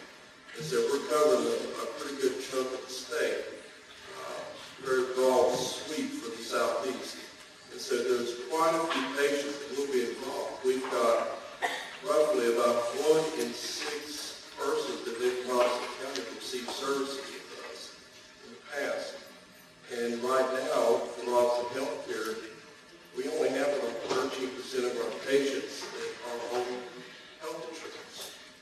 Everyone else is either on Medicare, Medicaid, or they're uninsured. And so we're expecting an overwhelming response of people that are going to be contacting the hospital, working through Southeastern Health, and also working through Robeson Healthcare to try to get enrolled into the health insurance exchange. Thank you. Another question is, as an employer, what is my responsibility to offer health insurance to my employees? Yeah, I'll take that. Just dovetailing on what Fred was talking about, it was delayed through 2014, but as an employer, if you have more than 50 full-time equivalent employees, you'll be required to provide the minimum coverage, which I believe has been designated as the bronze plan. Is that correct? Something similar to the bronze plan. Full-time equivalent employee is basically for a month, if they average 30 hours a week, they're designated as an employee. If you have 50 or more of them, then you've got to provide that minimum coverage for those employees or pay a penalty, and you've got to provide for their families as well. Can I just follow up on something? One of the things that you're seeing with employers is they're getting much more aggressive about the lifestyle habits of their employees. So if you think about it from an employer perspective, providing health insurance, they also want to have a healthier workforce. They want to see if they can lower their costs by having a healthier workforce. And so what you're seeing is that employers are getting pretty aggressive when it comes to not only designing benefits, but also pushing healthy living lifestyles for their employees. So I'll give you a fast example.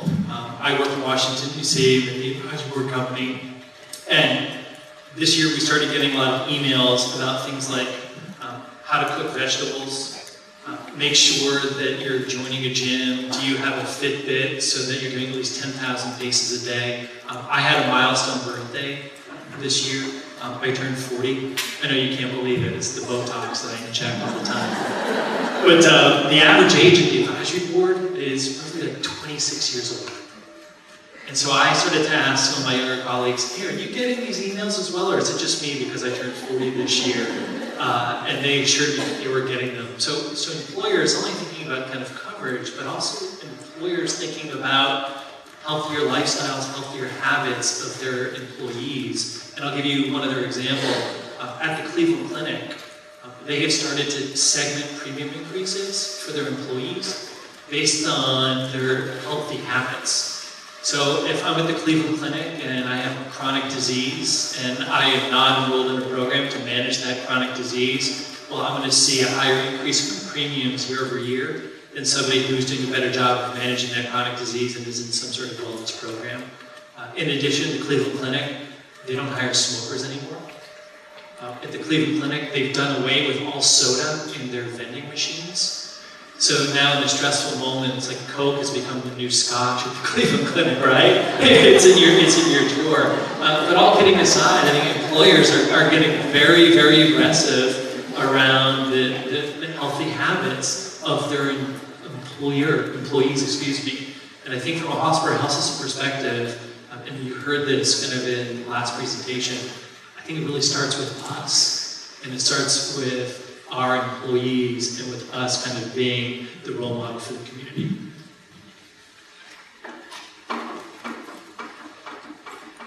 Thank you for the excellent presentation. My name is Pranav Jain. I'm one of the physicians here. I have two. The first question is directed to all three of you, Fred, Mr. Cody, and Joanne. I want to get your perspective. We all know what the drivers of the health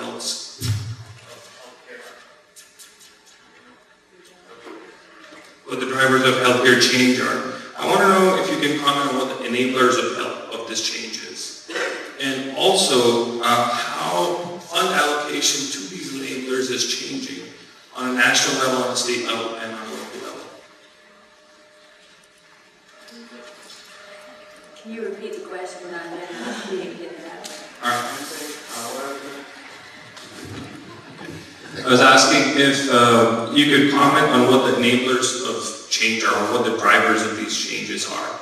And if you could comment that based on the changing healthcare scenario, the fund allocation, how you spend money at a national level or a local level is changing over the next 5 to 10 years. So Dr. Jane, I think I understood your question to be what are the drivers of the changes in healthcare? Actually, no. No? Okay, let's try it again. So,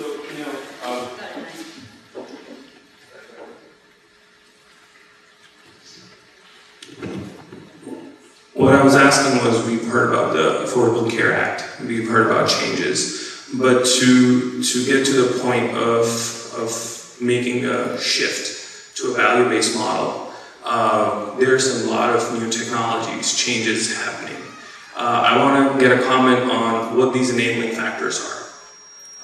You have to think about what the solutions are, and how the industry is responding by investing in these changes, and what can we expect in terms of a shift from maybe a change in the composition of the healthcare workforce, change in the way we deliver care. How is technology going to play into this change? So that's what I was asking. How about if we start with Brad from the federal level? Yeah, so as you see the healthcare environment changing, what are some of the different investments that organizations are going to be making so that it's going to enable these changes that are coming online? So one of the things that I think about kind of quite a bit, and I'll take it from the hospital perspective, and again, this is from a national level. I think that for a long time, all volume was good volume for hospitals and health systems. And anything coming into the emergency department is good volume for hospitals and health systems because they're going to be reimbursed for that for the most part. I think what you see happening with the Affordable Care Act is we focused a lot on coverage expansion today. We've also focused a lot on financing coverage expansion. But there's a key component, and I think it's what you're hitting on, and it's that it's delivery system transformation.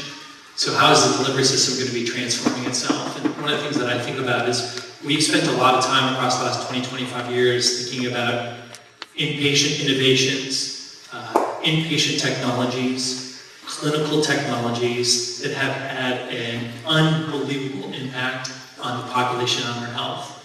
But where hospitals are starting to kind of migrate to is not just thinking about kind of the citadel of the four walls of the inpatient enterprise. They're starting to think about kind of their entire network. And so what you're going to see, I think, kind of cropping up across the next 5 to 10 years to enable much of what we're seeing in the Affordable Care Act is the build out of a profound and robust ambulatory care network.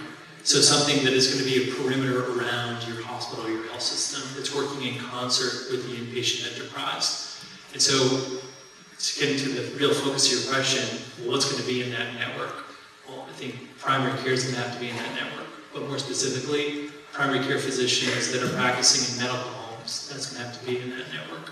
I think that hospitals and health systems in different markets are going to have to do a better job of communicating with one another, which means that we're going to have to invest in HIE, so health information exchanges, so that we're not always starting from scratch. I think that technology, not from a clinical technology standpoint, but actually from a health IT standpoint, is going to play a pivotal role in this. Because if we're talking about managing health and managing people across the care continuum, providers are going to have to be communicating with one another technologically in the same language. And so that's where you're going to see the continued investment in electronic medical records so that we're doing away with silos and fragmentation. So when it comes to allocation and the spend, I think you're going to see more spend from a hospital or health system perspective in building out that ambulatory network so that they are ready for this new healthcare system that really is coming online pretty fast. Last question here, as we come into the end, and Dr. Stewart, if you will just elaborate a little bit on Fred. He talked about the medical home model, the primary care home. Can you just elaborate a little bit on what that is and what the community will see?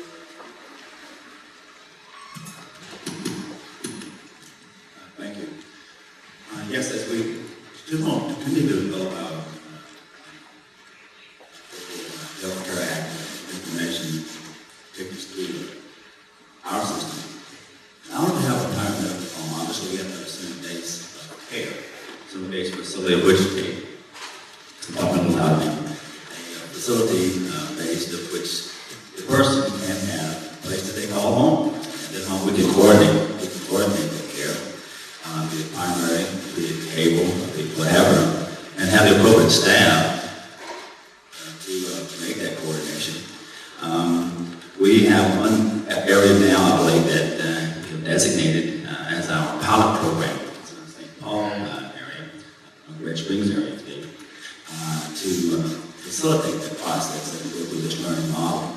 But again, it's a compilation of providing global care and coordination of what the patient may need, particularly as we see the out of a hospital setting, in a home setting, maintaining in a home setting, not through the emergency setting, accessibility to the office, the urgent need, what have you, for appointments, what have you, and to facilitate them in a healthy lifestyle that integrates all applications of our healthcare system. Again, avoiding expensive care through the emergency room in the hospital. We're going to now transition. We're going to take a 15-minute break. I do have a question. This might work. Yeah. Anyway, I applaud Joanne in her vision of making a big difference in Robeson County. She obviously has great dreams at night. Because this is, to me, visionary. I think, my question is, though, do we have engaged the political leaders of Robeson County, the managers of Robeson County, the leaders of Robeson County? Are they engaged in her vision? I certainly hope they're here. If they're not here, I certainly hope they're watching. Because we obviously have to have them engaged.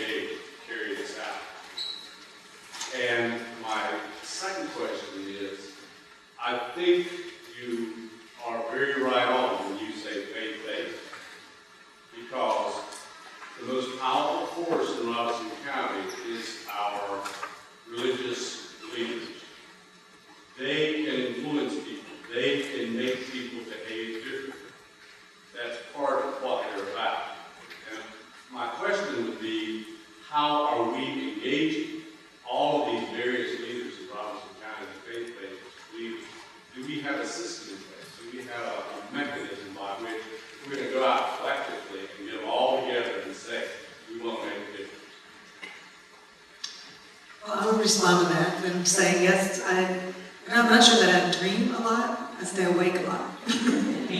But I do have great visions for what can be done in Robeson County, and I believe it can be done. And it can only be done if, like I said before, the community gets behind it and everybody accepts their role and responsibility in it. To the question about are the leaders within the community engaged in this conversation, today's really the springboard for that conversation to begin. They're not as engaged today as I would like them to be. It will be my responsibility to convene them at a time and place when they are willing to sit down and have the conversation, and I can be persistent enough to keep their attention during that conversation. We do have some of our elected officials here today. I know I saw Mayor Kemp back there. He's very engaged in the conversation about health in the community and what difference he can make in Fairmont.